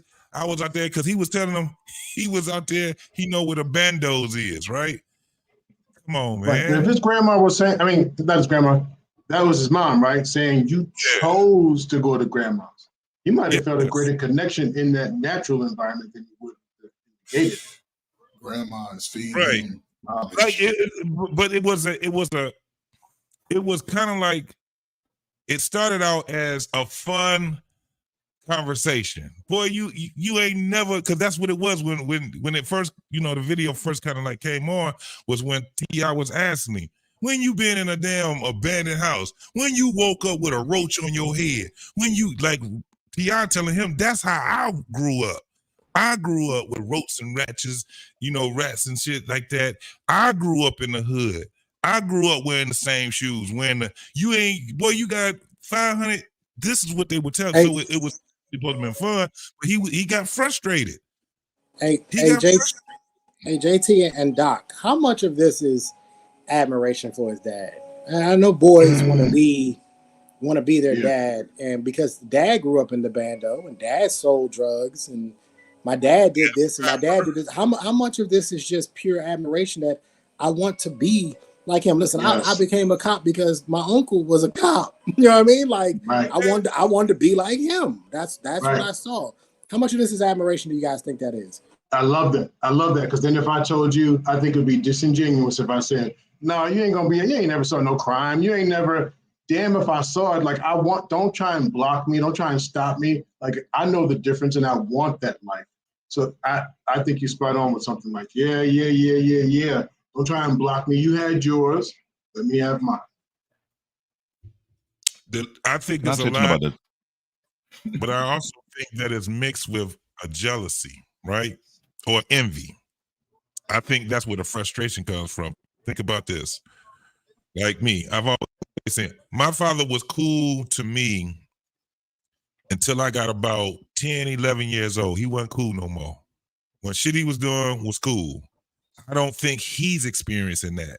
He still sees his father as this motherfucker 45, almost 50 years old, and he's still cool. He's still cool to this day. Yep. Yeah. This is what I inspired to do. Why this shit ain't working with me like it's working? His father telling him, because you got to put in the work. It ain't just talking shit. And he's getting, it's like a frustration. But yeah, I think a lot of it is the admiration that he has for his father. Yeah. And it has the envy that's in it, and it's just frustration that's there. Yeah. I also think he's looking for the street cred. I think he's looking for that street cred. He's looking for that street cred because he's because his dad got it. That's right. That's why I said his dad was cool. T.I. still rocking party, and his son. Right. Our dad stopped being cool to us once we be teenagers. Our dads stopped being cool. I stopped being cool to my daughters. By the time they got old enough to start liking boys and they were teenagers, I wasn't a cool dad no more. But that got to be a difficult thing, man, when your daddy is, you know what I'm saying, he rocking a $70,000, $80,000, people crowd, bro. Still got the swag. You still wearing it. Y'all still sharing the same gear. You know, now his father done grew his hair out. Now he got the doggone locks. Got the hat to the side. Your girlfriend, he's getting the album cover. Come on, man. He's getting the cheeks. He's getting the girlfriend cheeks that you wish you could get. He's the girls that you taking over.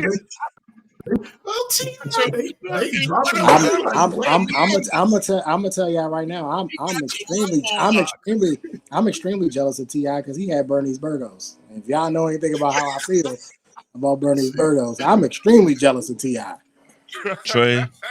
Trey, you need help. we all know that. That's why the doc on the panel. We all know that. I say it all the time. I am your resident heathen and degenerate. I need help. We all know that.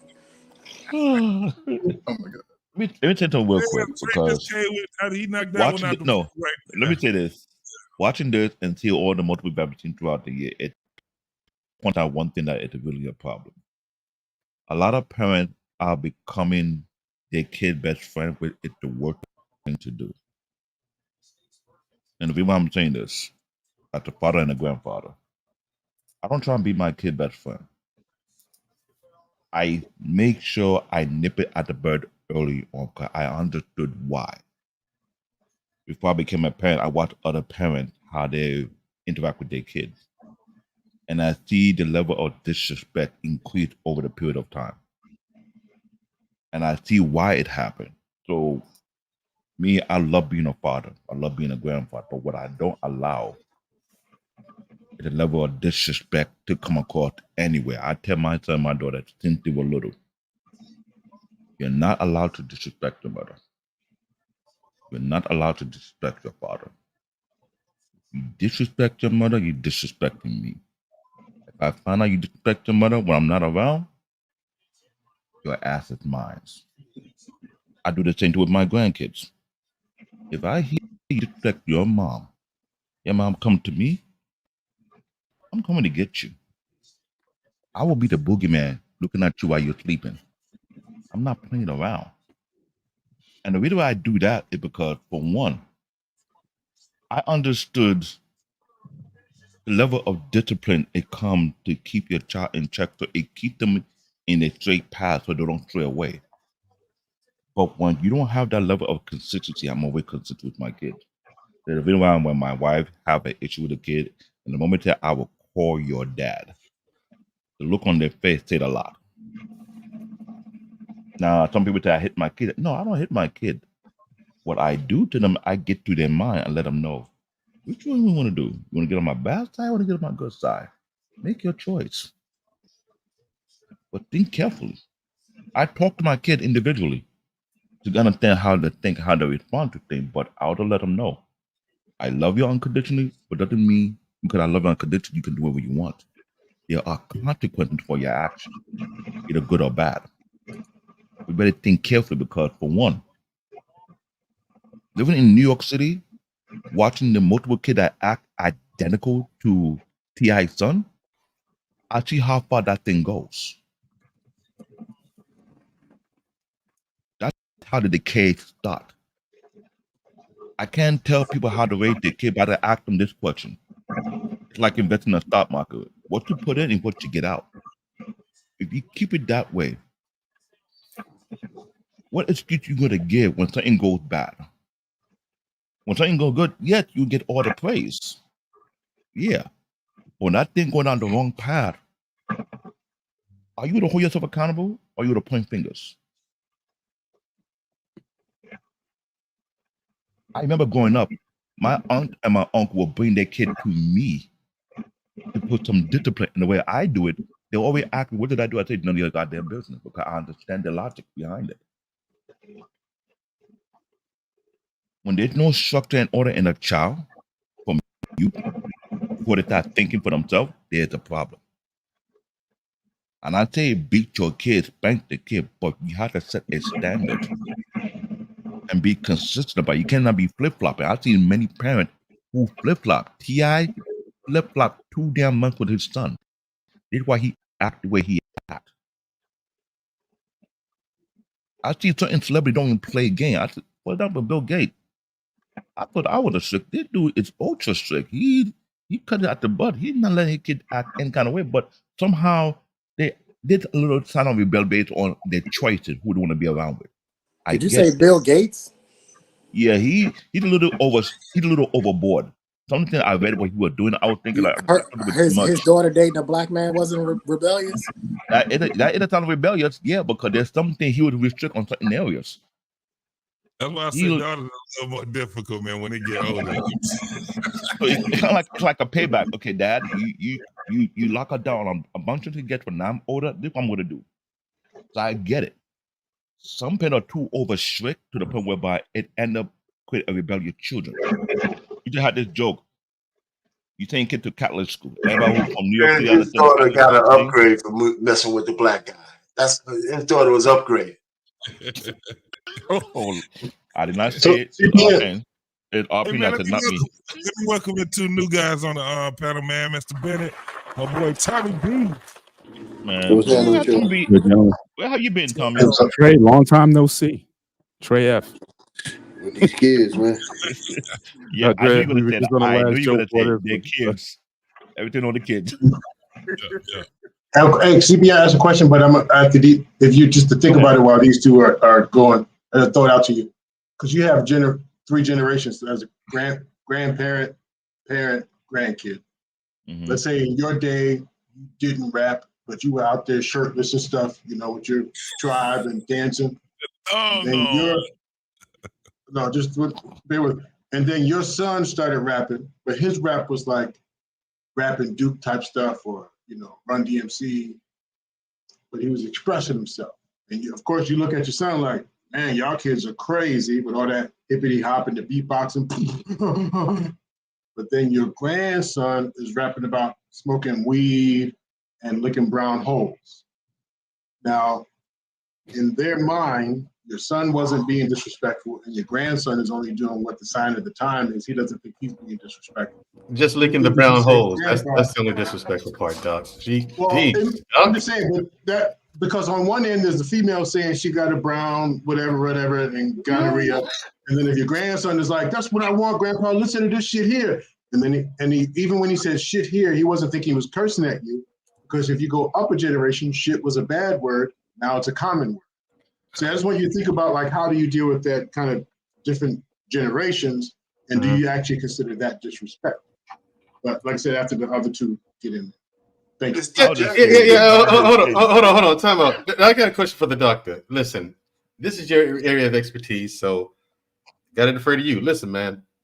what is it about kids that, because a lot of the shit the kids fall for, my parents didn't have to teach me for me to say no to it.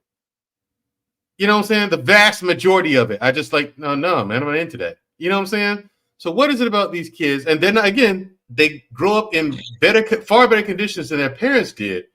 What is it about these kids today that want to seem to regress back to the hardship that their parents fought so hard to get out of? Like both my parents grew up without money. They both grew up poor. You know what I'm saying? They both grew up poor and built what they had together. That's what my sister and I saw. Like we watched our parents literally, especially me, being the firstborn, we watched our parents start from nothing and build what they had, you know, at the end of it together. And it's like, wow, that's a great accomplishment. Look what they did together. So it's like, we never once wanted to go back to live the life that they did live, especially when we heard the stories about it. We're like, yeah, no. But you might be answering your own question, Mandrell. But no, but how am I? No, why don't kids want to go back to that nonsense? It's like, why would you? I'm gonna put a pin in your question because then I'll be going opposite what I just asked CBN to do. So I'll put a pin, hold on to your question, and then let the two brothers who just came on, and then I'll answer after. Well, Tommy B can't talk. He's number one. He's a Raiders fan. Okay, that's that. And I ain't argued sports with this nigga in 2 years.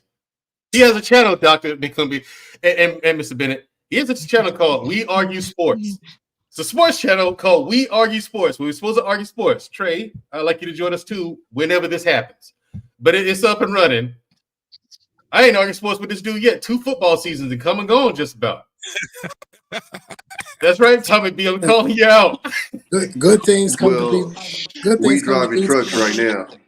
I heard that. We driving trucks right now. There you go. Full of that. Shout out to Tommy B, y'all. I gotta give my heart. No, I think Tommy too busy making money. Yeah, I think it's a lot of. I think it's a lot of things in this. Number one, we all have to realize we don't know what the fuck we talking about. A lot of y'all making matter of fact points, and you don't know none of these people whatsoever. Period. Point blank. I would say that based off the fact of if you saw me coming up, you would make assumptions about my parenting that would have been 100% wrong. I've told people straight up that I was raised to be a square. I was put in private school. My dad was strict. I got my ass beat, curfews, all of that shit. I did what the fuck I wanted to do.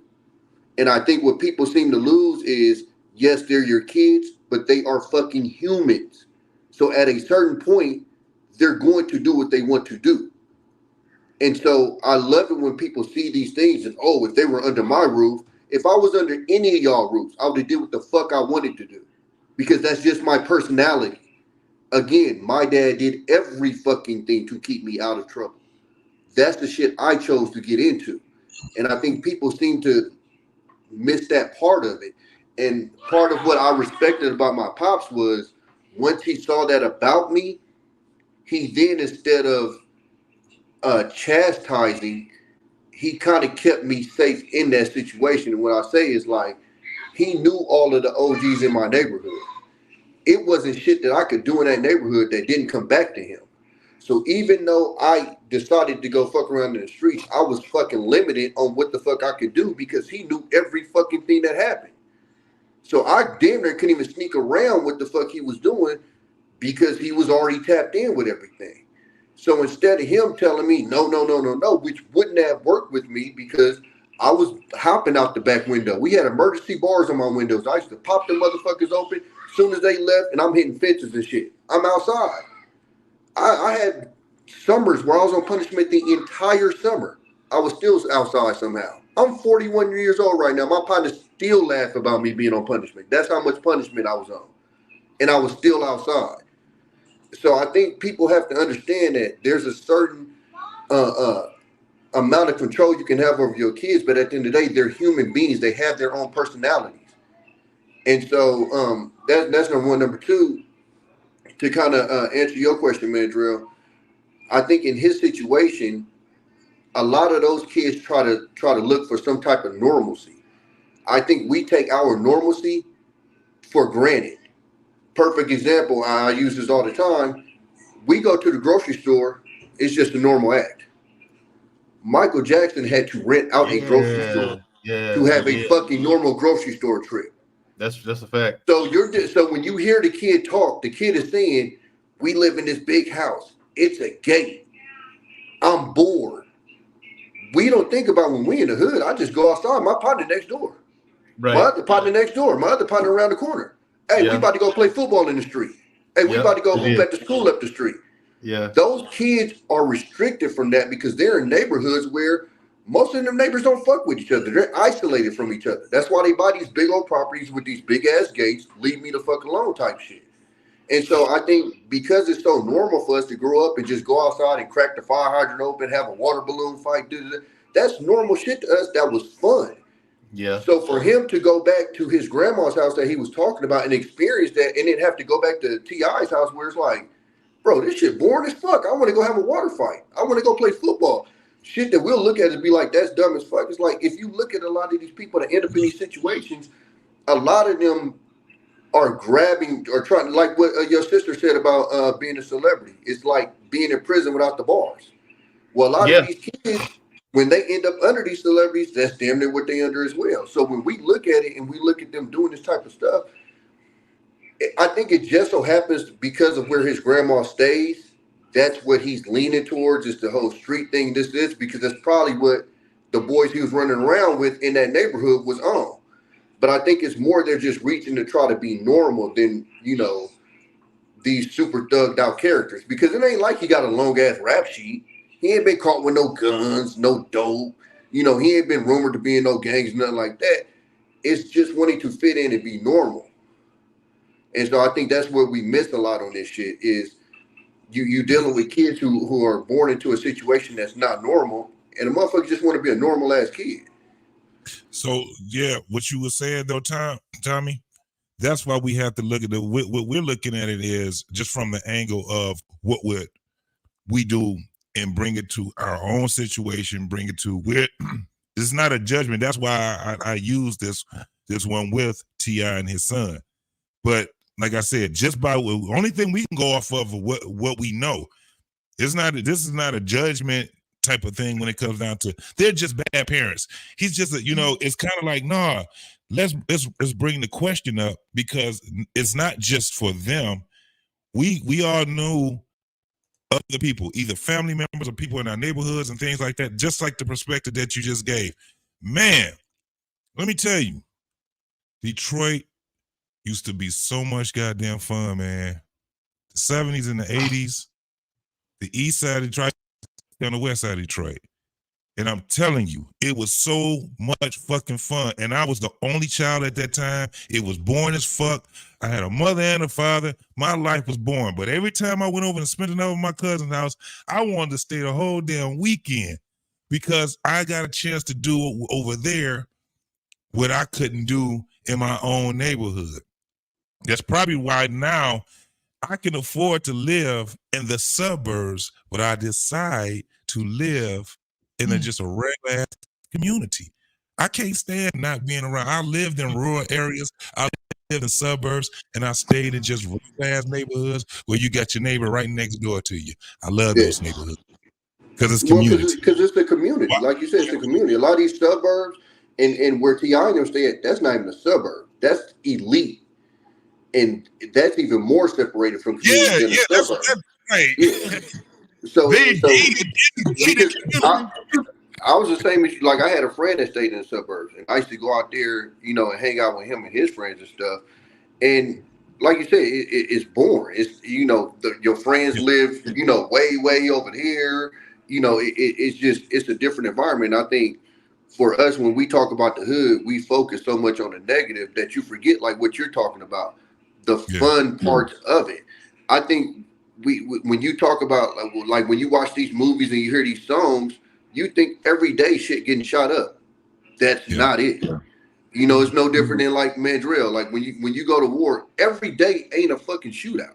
Most of the days it's just boring and calm as fuck. It's the same thing in the hood. Most of the days are calm, cookouts, water fights, football, basketball, It's just that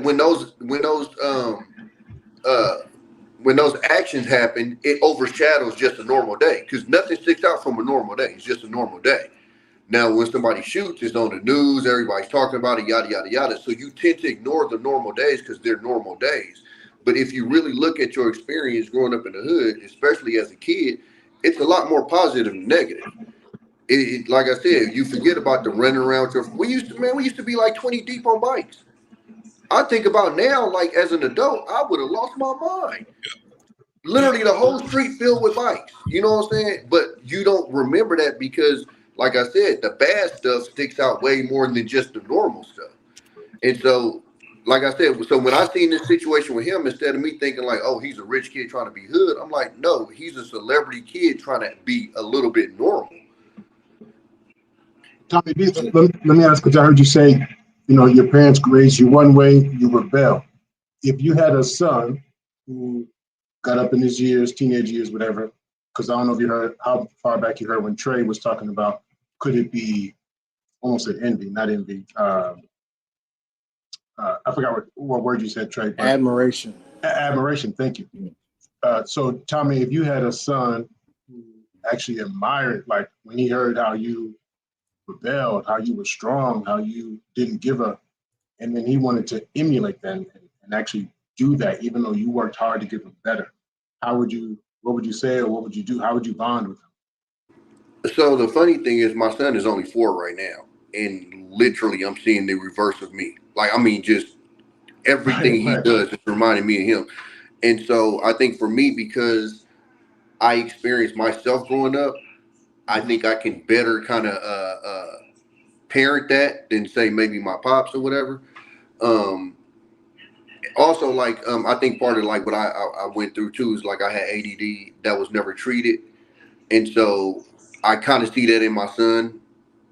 It's not, for him, it hasn't been diagnosed, but I'm just noticing his actions and stuff, and he's super energetic and this, that, and the other.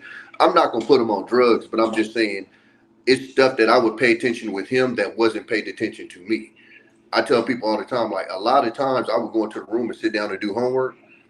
Any fucking thing would distract me. If I heard a pin drop, if I heard a door open, if I heard a bird fly by, it just took my attention.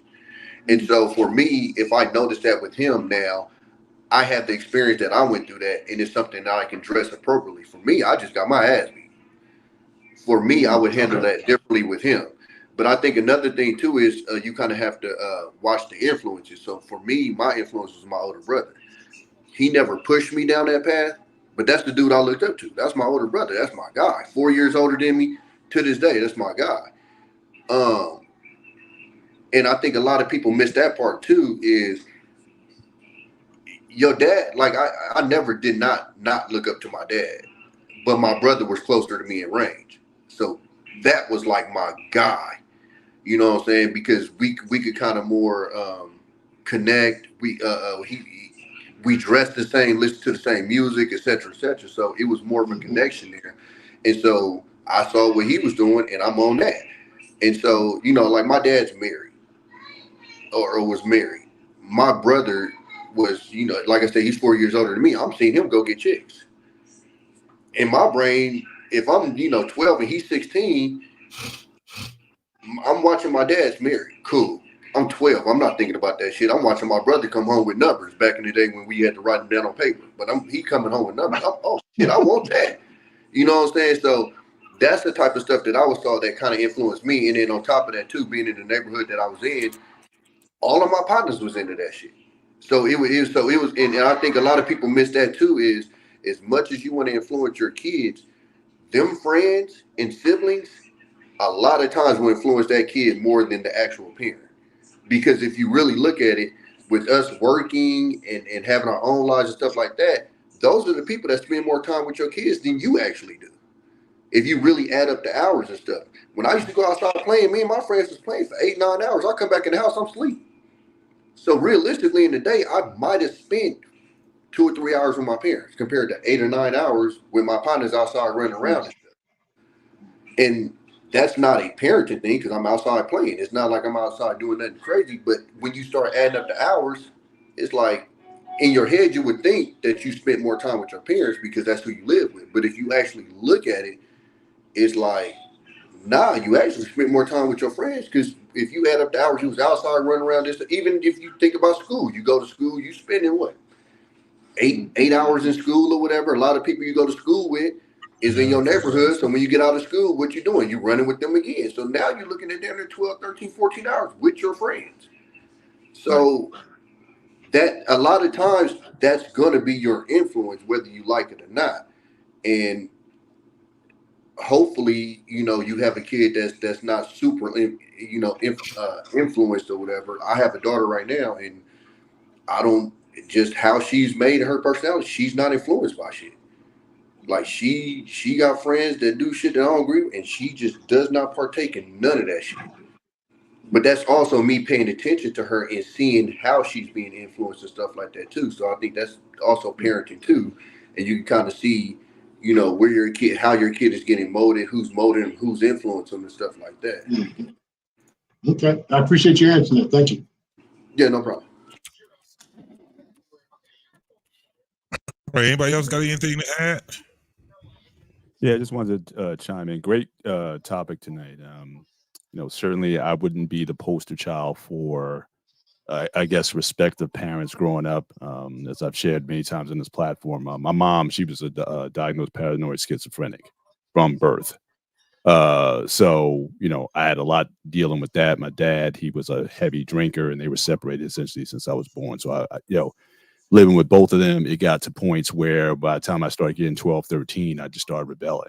And I called my mom pretty much every name in the book. My dad at times also when I lived with him. I started living with my dad when I was 14. And again, so that was just growing pains, just, you know, just being sick and tired of dealing with all that dysfunction. So I might be the last person to ask about, you know, how you should respect your parents and all that kind of stuff, because, you know, just the situation that I grew up in, I just reached a breaking point. But what I'm certainly happy with, though, is like in their latter years, I'm the youngest of 5, and in the latter years, I was their primary caretaker until my dad died back in 2018. My mom, I still taking care of her now. So I think time does have a way, and life experience of your own, you becoming a parent of your own, I think that will mature you a lot of ways to, you know, look at things that, you know, obviously my mom's sickness wasn't something that she could control. But me as a kid, not understanding that, I'm just the brunt of it. I'm getting the beatings, I'm getting the whoopings because she imagined something that never happened. And just the verbal abuse that I would get oftentimes from my dad trying to toughen me up, calling me every name in the book, thinking that'll make me tough. And that didn't necessarily do the job either. So, you know, but again, he was a product of the environment that he grew up in. So again, sometimes you don't necessarily understand that as a kid, but you hope that, you know, over time as you mature and you start understanding how your life is shaping up, and you know, one thing for sure is you definitely want to do things differently from what your parents did. And so with my kids, I never beat my kids. I never beat my daughters. You know, definitely, my wife and I were very intentional about doing things differently. But, you know, certainly again, as we grew, we started to be able to look outside of our situation and look at, these were just people who were just, you know, they're from the deep South. They, you know, came from a different time. They had their own traumas, now with other siblings and whatnot, and they were just products of the environments that they grew up in. So I think that even with these dysfunctional relationships, I think given time, possibly you know, therapy or church, or you know, you turn to Jesus or whatever method that you take there, you know, there is a way you can look at things in a better light that doesn't constantly sort of weigh you down. And you know that there can be a, you know, a place of respect that you get to eventually, and admiration and love for, you know, for what they were able to do despite the meager things that they had. But Tommy B, I think, really nailed a lot of points I was going to make, especially the last one when he was talking about your influencers. Generally are going to, you know, those guys that your peers are going to have a lot more emphasis oftentimes than your parents do. And I remember, I think World Class mentioned this one time, talking about mentorship and how mentorship should come from people who are not that much older than you. I mean, that whole Karate Kid, Mr. Miyagi thing with a 70-year-old man and a 15-year-old kid thing, that may be good in a movie, but if you really want to influence, it's the people. If you're a teenager, that young adult in his early 20s is probably going to have a lot more influence on how you move, because you can sort of see them aspirationally and strive to be where they are. Whereas your parents, you know, that's just like another dynamic. They may have authority over you over a certain time, but like Tommy was saying, like a big brother or an older sibling in general. I don't think there's really any substitute for that. So definitely I agree with what Tommy was saying there. And as far as Mandrell, what he was saying earlier about not having to go through certain things, whatever. But I think that just as human beings, I think we all, for the most part, I think life is about struggle to an extent. And I think when you take people outside of a struggle, outside of the growing pains of life, we want to sort of assuage all that. I think, we are missing something. And I think a lot of us, we can't even explain what we're necessarily searching for. But, that those times where it was hard when your parents were growing up, man, I still today, I love hearing stories. I was at a party last week, had a couple friend of ours, they celebrated their 40th. And they just talked about just their struggle. I mean, they met in college and just the hardships they had growing up, trying to get jobs in different areas, moving to different places or whatnot, but they're stronger now than ever. So, it's a lot of times it's about the journey and the process, not just, okay, we're going to put you in this stable environment and everything's just going to be good from there. It's like, I think people have to overcome some things. And so, and I see the issue with that now, especially in relationships today. It's like, I love those stories where we got married, we had nothing, we got the couch off the street, we lived in a 1-bedroom or over a garage or something like that, and you built from there. But now everybody wants to start out at 100. And my question is, what are you going to build then? If I say I got my house, I got my car, I got my finances, I got 6 figures in the bank, I got everything. What are you going to build with that? Maybe try to have some kids or whatever. But the problem with that is you've been so independent for so long. Can you even come together and be on one accord with anybody? So I think there's something about just a human experience that demands a certain level of struggle in order to make it meaningful, that you can look back over your life and say where you were and where you are now. And I think a lot of people are looking for that. I think a lot of for kids, we channel them into like sports and other activities to keep them occupied and whatnot, so they can kind of get a glimpse of that. But some of us, we had to come up the hard way, and it makes us, I think, a lot more appreciative of where we are now. You don't look at it as like, we don't have that entitled mentality, which we're complaining that a lot of these kids have.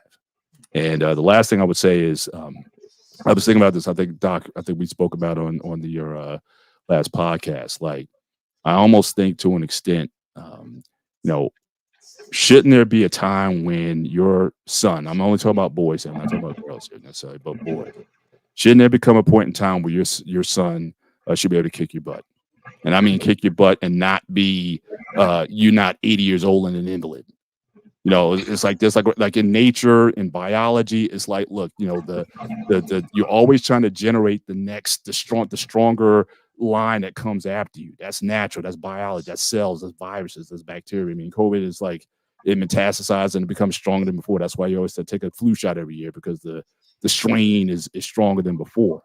So are we even raising sons to really be able to take us out? Are we always raising our sons to always be in fear of us, saying, I'm always your father and I can always kick your butt? But shouldn't we kind of be raising our sons to literally take over, and to take over the family and take over the tribe and be like, all right, you got it. It's like, that martial arts analogy, you can take this coin out of my hand, you're the master now, something like that. I mean, shouldn't we be raising our sons with this attitude of, yeah, I do want my son to be dominant. I do want him to, he might have to lead this, and I might not be here till 80.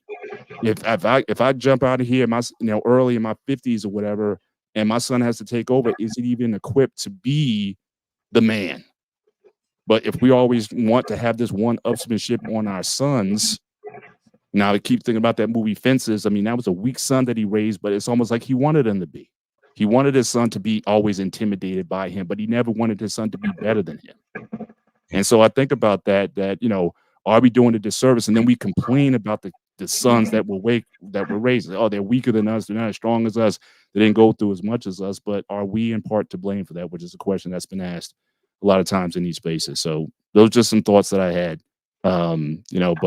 But yeah, I think about that sometimes. Like, if I had sons, and I want him to get to a point where, okay, we put them gloves on, and he gets me, I'll be like, all right, you got me.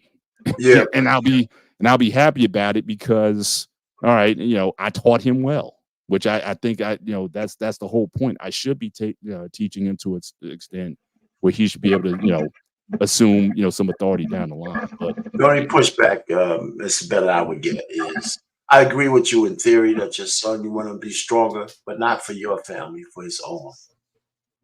That's the only change I would make. That I want my son to be better, bigger, faster, stronger, but not for my family, for his own. You don't think I got you know what I'm saying? Yeah, I know, I got you. But and that was assumed that he would certainly have his own. But I'm also thinking kind of old school, like, okay, I would think at some point they may have to care for you, just like I care for my parents now.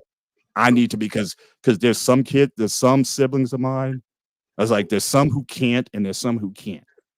In other words, there's some that don't have the mental, the patience to do it, and then some are just because they're not in the area, so they're not prepared for whatever. So so there may come a point in time where your girls may have to take care of you. I know you I agree with you. May have to take care of you. I agree with you there. What I'm saying is it's subtle.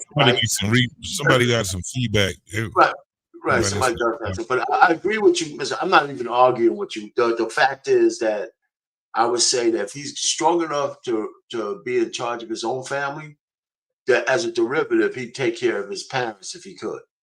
You know what I'm saying? And that's my point. But that's the only point I make. So I mean, it's just the way it's worded. I know what you mean. I know what you mean. Yeah. I would just say these two videos that JT showed, both of those sons would be premature for that conversation.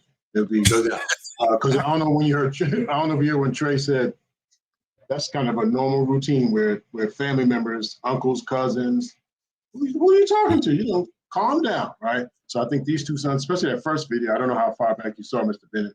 I don't think that son is ready to quite. You mean the sassy one? You mean the sassy kind of one? You can put my stuff down. Put my stuff down.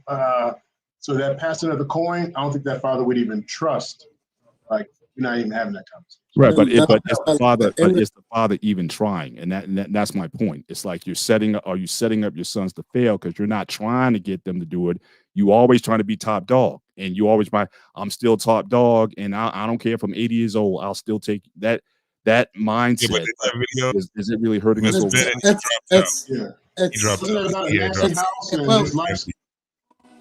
Here's the thing. I'm a firm believer in I'll teach you everything you know, but I'm not going to teach you everything I know.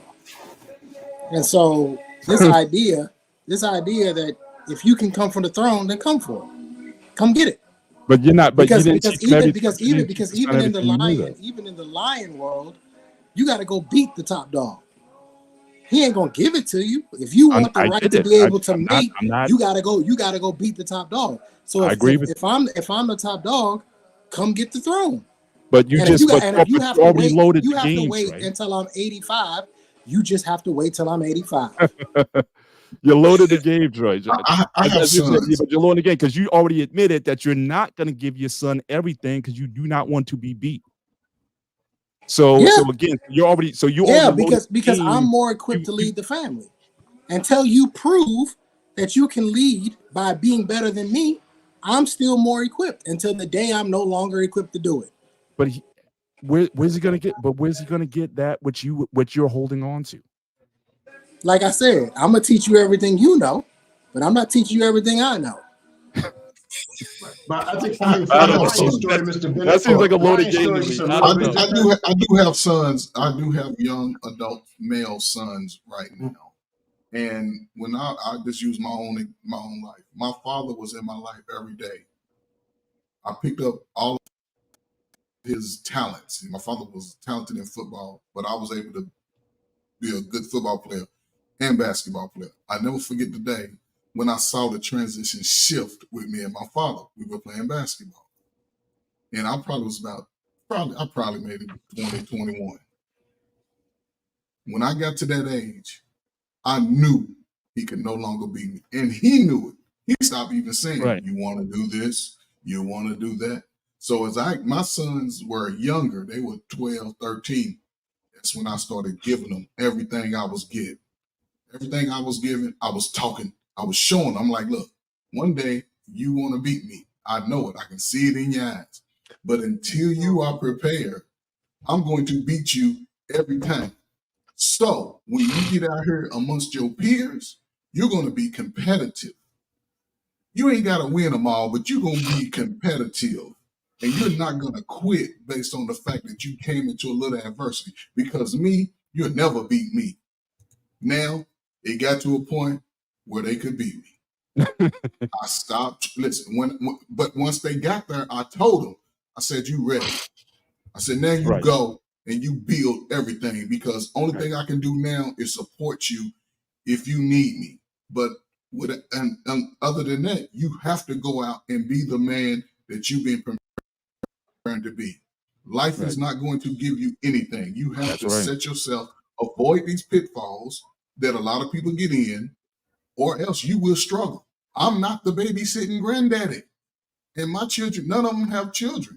I'm not that guy. Now, 65, bring them over. I'm going to feed them with sugar, send them back to you. Because I want you to get a taste of what you gave me so you can understand, like, okay, I got to be a better person. It's all about going to each level. Now, if I got a daughter, too.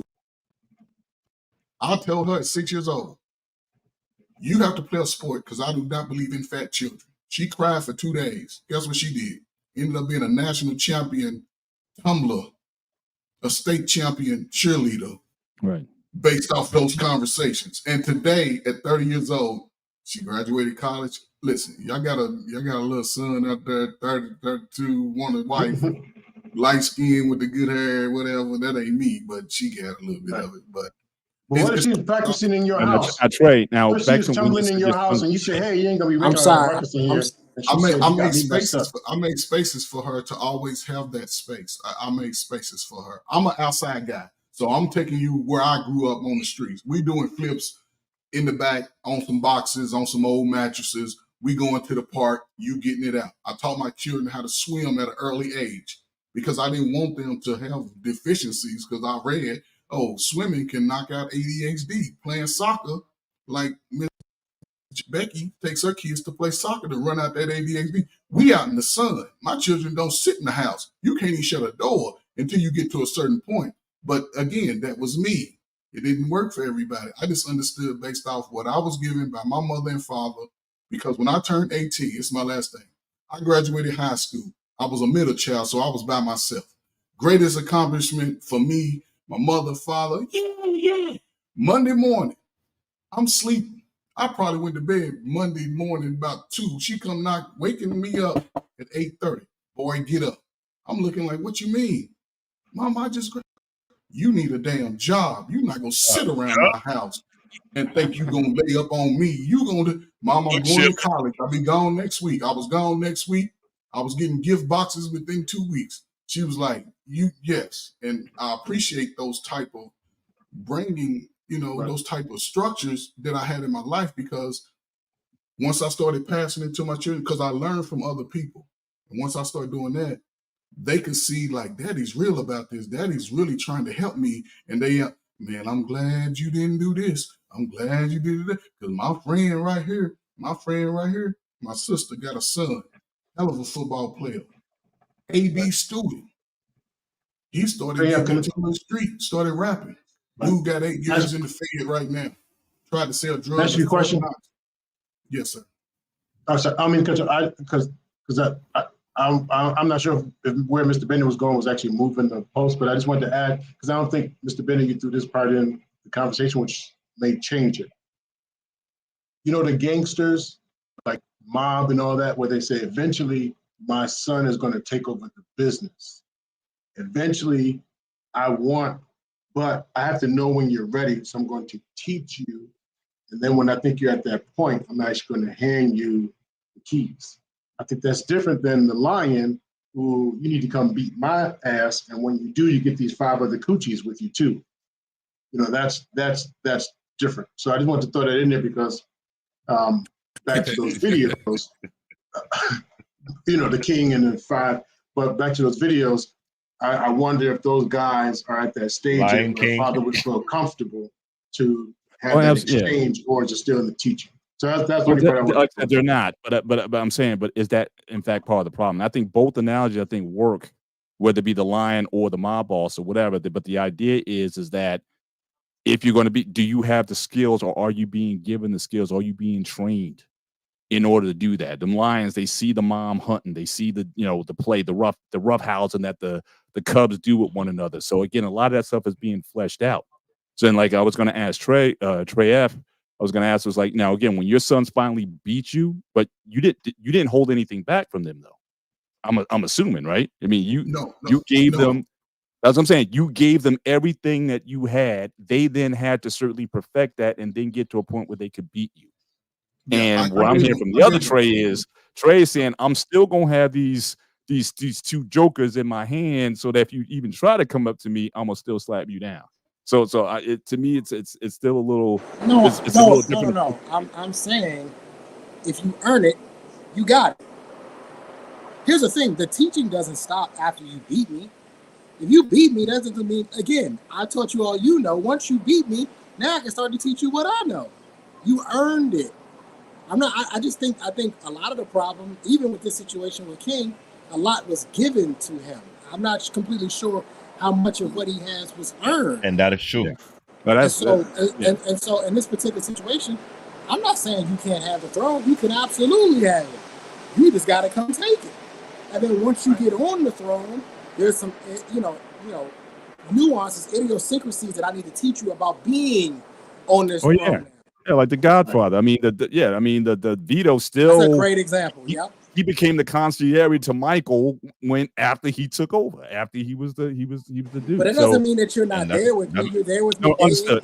Understood. You know what I mean? I'm saying, but I'm talking about, again, the prep. I'm talking about the preparation. Are we preparing our kids to take over at a certain time, and really where we can kind of step back? Like, I wouldn't mind, like, at a certain point, I want to be able to step back and just relax as, hey, if something happens, the kids got or whatever, like, I don't have to be on like all the time. Like, I kind of look forward to retiring from the idea of having to be the man all the time. I mean, That's the conversation I had with my daughters, Mr. Bennett. Mr. Bennett. That's the conversation I had with my daughters. I told my daughters the reason why I want you to be married is so I can rest at night, so I can stop covering. I'm serious. Yeah. I said, because I said right now, and I gave them examples. One of my daughters out of the house, I said, listen, I'm still covering. Right? You're traveling, you're working, you're making your own money, but I'm saying the reason why I want to know where you're going, especially if you leave the country, is so I can have a trail. Something happens to you, I need to know what's going on. You don't need my permission to go, but you got to tell me, right? My daughter who lives here, when she leaves this house, she tells me every single time that she leaves this house. She's a grown woman. I know when she's at work. I know when she comes home. I know when she goes to guitar practice or the band and all that kind of stuff. So she, so I said, listen, so this is one of the reasons why I want y'all to be married, so I can have a guy that I trust to take care of you guys, because y'all need to be covered. Right. And so it's funny, my wife came in and she chimed in and she told them a story of a 91-year-old man still covering his 71-year-old daughter. And I just shut up and let her speak. Let me say this. Bennett, hold on. But I'm glad you mentioned that thing, because it was something I was trying to tell a few months back. Culture are different from people from the African diaspora. We are trained in that very young youth that we have to take the banner. We have to take our Latin to the next level. For example, there was an issue among my peers. I have a high school friend of mine who took over his father's business in Nigeria, but he wasn't the oldest son. It was actually like the second or the third son. Now, this boy's father was well known back in our youth. He owned a car dealership. And everybody thought his oldest brother would take over the business. Not realizing he surpassed his older brother, took the business of that car dealership and made it to a manufacturing company that manufactured car, truck, and SUV. 5 locations in Nigeria, now but 1 location in Ghana. Now, I didn't know that was the case. I thought he was the oldest. Not like he wasn't the oldest. But like he said, like Trey said, he earned the throne. He took over. There's a lot of prominent family in Nigeria who built the business from ground up and got it striving. And they have their kid watch and learn how the father run the business. And they want to figure out who would take over the business when I'm gone. It's always a battle. who the next one to the throne, who the next one will take over, who the next one will be responsible for it. Perfect example, Ford. And when we started the history of Ford Motor, they don't let just anybody take over the business. You have to earn the right to be the one who take over the position. Because they're not gonna let no spoiled rotten kid come in and take over something that the past 4 or 5 generations have went through blood, sweat, and tear to build the business for what it is. We have that culture dynamic in our own people. If I build a business, if I don't trust my kid to take over, I'll give it to the cousin who earned the right to take over the business. I know it may sound shady, but why would I give my business to my son and daughter who have not learned the aspect of how to run the business when they're not qualified enough to do so? But that's the question. But that's a question for you then, right? Why aren't they? You know, and again, everyone's human. I think Tommy B made that point. Everyone's going to be different. You know, that some people just don't have it or whatever. There's always a Fredo in the family. You know what I mean? So it's so I get that. But that's something that I would hope that along the way you're giving every opportunity for those kids to be able to learn and to take on and what they need to be prepared. And this why it starts early. Then you go to that other plan that you're talking about. And then what I say, if you ask anybody who from besides my country, any other African, why they come here and they're pushing themselves so hard, because it's been ingrained in them. Because if they fail, it's like they fail their family name. If I say our last name means something to us, we don't take our last name for granted. No, it's a big deal. Because when you stain that last name, people in your community know who you are. They know who your father, know who your mother, know your family. So when you do something wrong, that thing stick with you for a long period of time. You become black sheep, you become a stain. That's why in our culture different. What we do at the young generation got to take over the old generation. We have to realize we got a lot on our shoulder. We can't mess up. We cannot F up. When we effed up, it makes us look bad, but it makes our family look bad even more. Then when I tell a lot of people from the African diaspora, African American people, they think we just making this thing up. No. When you hang around people who are diligent and not playing around, they mean it.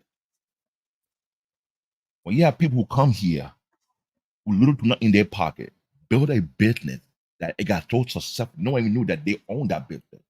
But when we want to pass it out to the next generation, they're not trying to pass it out to just anybody.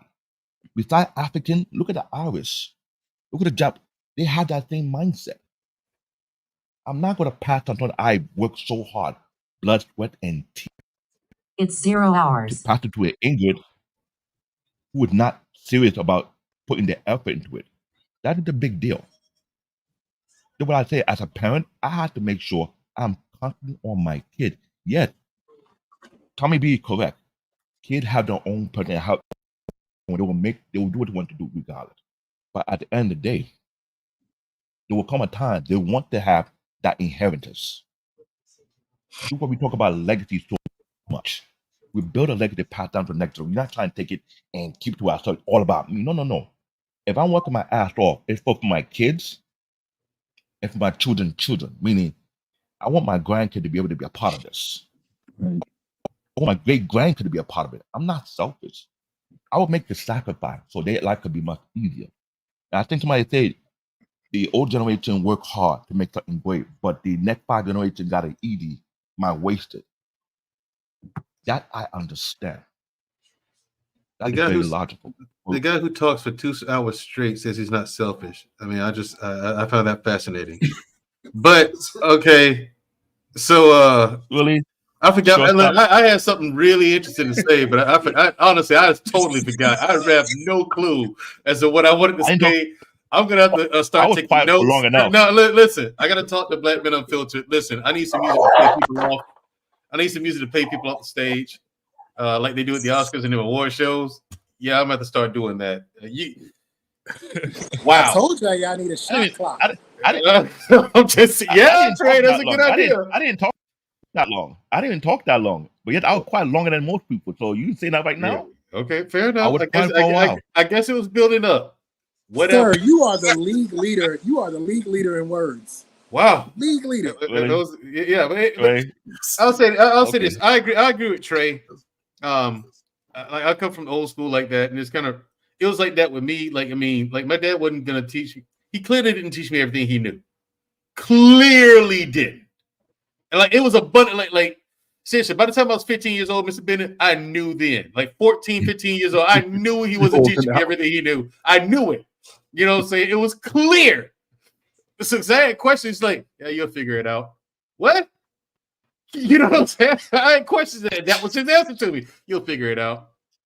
I knew he wasn't, but I mean, you know, I became a much better soldier than him. I was so much more of a better soldier because he was in the army too, but I was so much more of a, and that was kind of like me taking the throne or whatever. Like then we had talks as men, and then we exchanged ideas and talked about the stuff I learned and stuff like that. And he saw the kind of person that I grew up to be. You know, he just kind of smiled. Didn't really have much else to say. You know what I'm saying? He passed away before we got a chance to like really get to talk, have man-to-man talks in earnest. You know, like I said, when I got out the army, out of nowhere, the guy just died. No rhyme, no reason. Perfectly healthy man. Nothing wrong with him at all. He just in his truck on the interstate on his way to church. Didn't make it. So I mean, I kind of Trey. It just I don't know. Even the doctors didn't know. The doctors were trying to resuscitate it. It's like, hey, listen, we got no, we don't know. You know what I'm saying? So, but yeah, I agree, Trey. You do get the throne when you earn it. You gotta earn it. You want my throne? Yeah, take it. Come get it. Yeah, and it is. Yeah, I agree with you wholeheartedly on that. Come get it. Yeah, it's a certain thing that the dad is going to give you. Like he said, I'm gonna teach you everything you know, and everything else you're gonna have to acquire, right? Yeah, and to clarify, I think it's more so JT. Everything you need to know. I'm gonna give you everything you need to know. Everything you need to make it in life. I'm gonna give you that. The rest, it's not a malicious thing. I'm not setting you up for failure, but you're gonna earn this. No. Yeah, you're gonna. Yeah, because I think you respect the throne more if you have to work for it. Yeah, you do. You do. Because you remember the path to life. Agree with that. The path to manhood. I'm like Trey Ferg. The path to manhood. I'm like Trey Ferg. Me and my father was very active. He was an athlete. His sport was baseball. But he played basketball. Also, he boxed. He did everything that he did. I actually ultimately did a little bit or a lot of both, you know, of all. And until I was 13, I told the story last night. Until I was 13, I couldn't beat my father, right? Couldn't beat him. Could not beat him. And he had an ugly ass basketball game. I could not beat him. Old shot.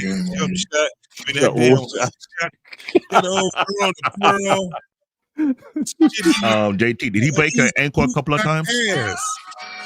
And one of the reasons why was because he was a hack. So he ain't gonna let you. So I had to play strong. But when I beat him, I dunked on him, and I gloated, and it was just that's when. How many broke an ankle? How many broke an ankle he broke on you? No. He was just my father. CB, that's how I know you don't play basketball. Hacks don't break ankles. Hacks break shoulders. He breaks your elbows. I understand that. I play basketball. So, JT, where did you find those 8 feet rims? 13 or 15 years old, bro. I had hops, bro. That was where, because I played with grown men at 10 and 12 years old. So I'm playing with grown men. So my father used to come up to the park also, him and his cousin, his first cousin. And they come with them ass Tennessee, Mississippi basketball. Like they dribble was nasty, but you couldn't. That's what I'm talking about. Like I said, playing with grown men, the best players. You always played. You never, whatever grade you were in, you always played with the older team. If you were AAU or anything, if you were 8 years old, you wanted to play with the 10-year-olds and so on and so forth. Again, that's what I'm talking about. You know, having, you know, everyone wants to be, you know, age appropriate. Nah, I mean, if especially I did that with soccer and MMA. You got to, you know, it's got to be the next level up. You know what I mean? You got to be able to grow from there. You got to beat those guys, those older guys who are an inch or two taller than you, right? 20 pounds heavier than you. If you can do it there, then that's when you know you're advancing. So I agree.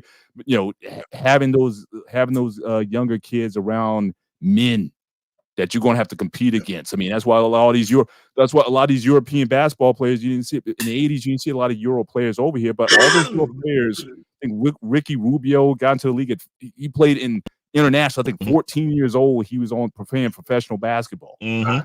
Now you're seeing all these guys starting to come over here now, and they're starting to dominate the league. So yeah, because they've been playing professional ball since they was 14. Exactly, and you don't see a lot of these guys get into the trouble like these rookies getting into all the trouble or whatnot. You don't see who's the Ja Moran of Greece or whatever.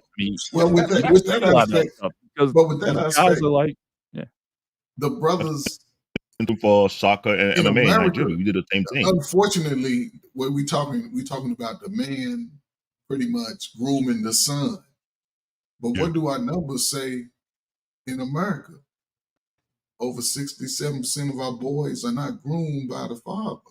Yeah. So this is just where we are. That's just and in T.I. situation, I think it's going to come back to hurt the son more than anything. I think what he's doing, the worst thing he can do right now is isolate himself from his father, because now he's going to be putting himself in compromising positions in the streets because he's trying to live up to an image that really ain't him.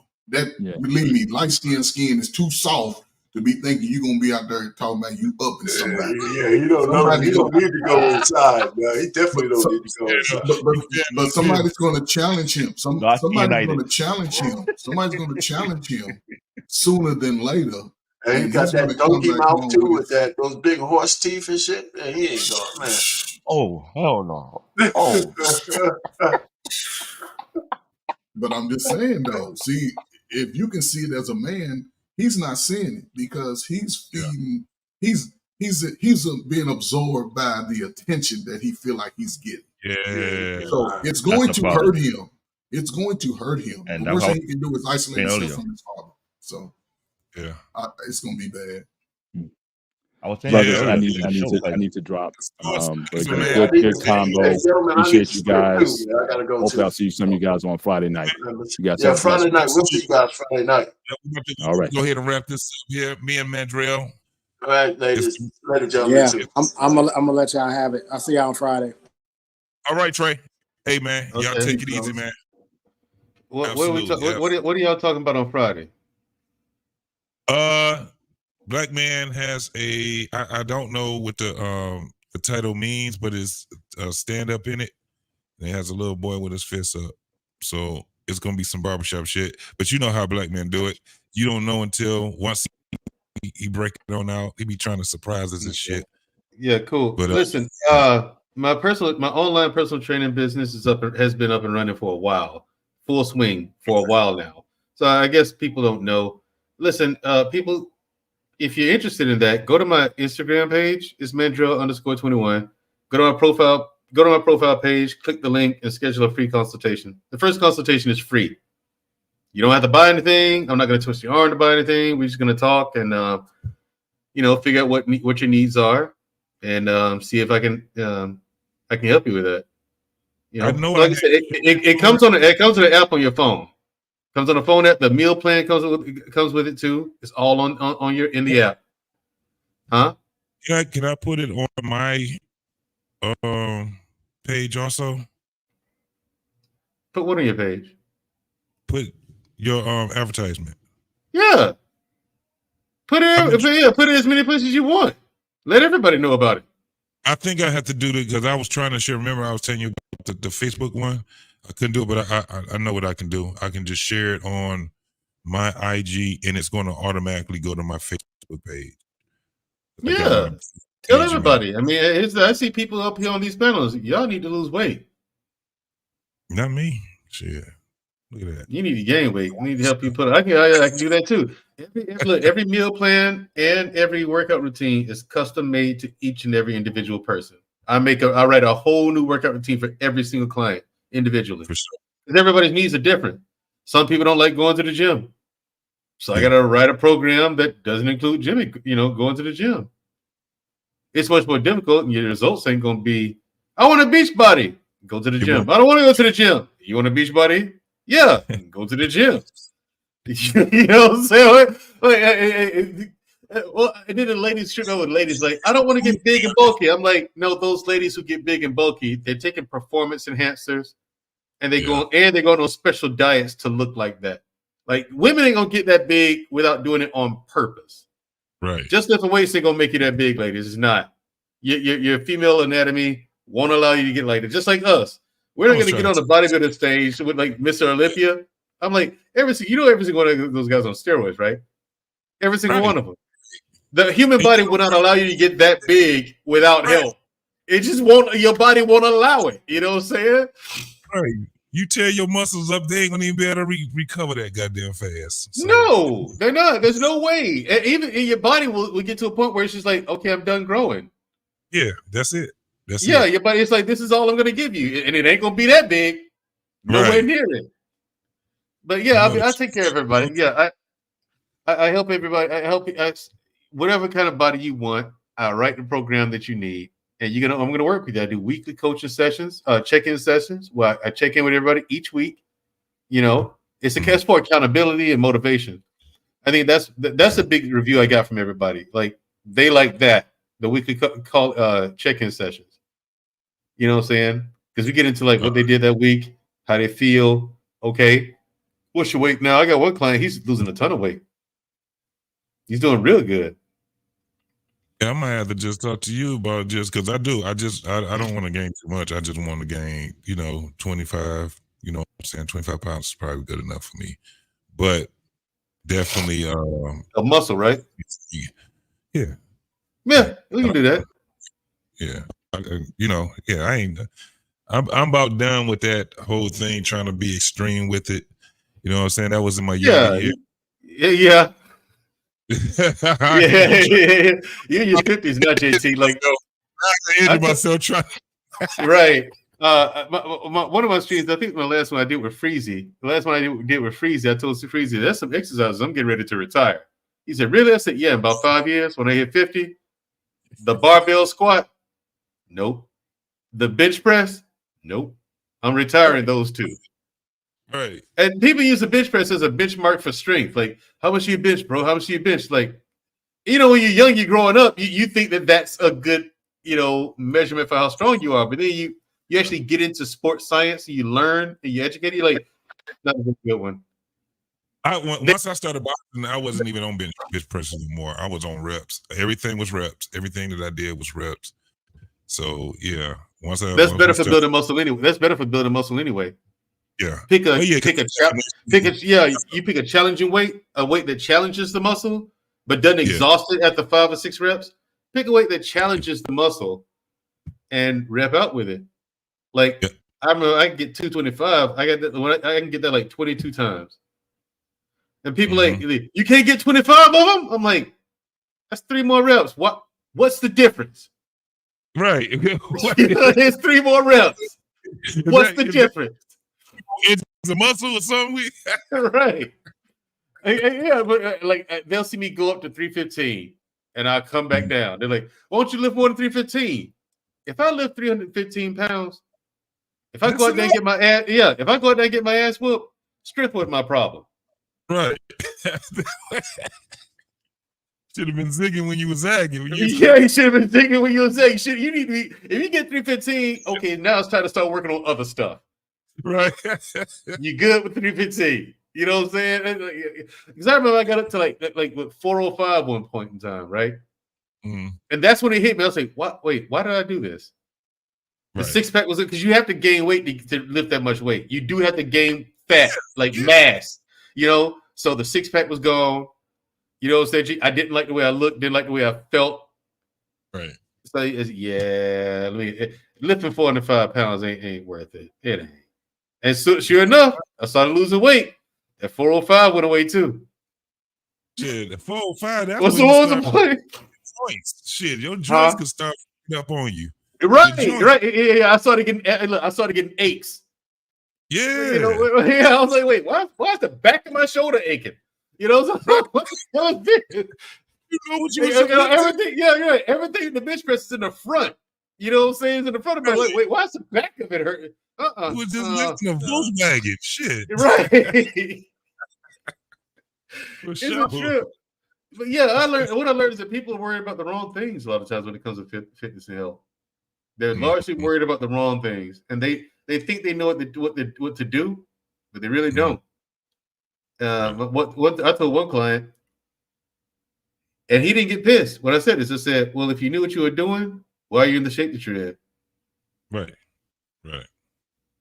At first, he kind of got piffed, but I was like, "It's an honest question." Right. Put your feelings in your back pocket.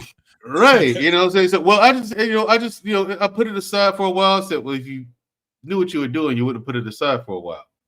Right. If you knew what you were doing, you knew how important your health was and how much of a priority it should be.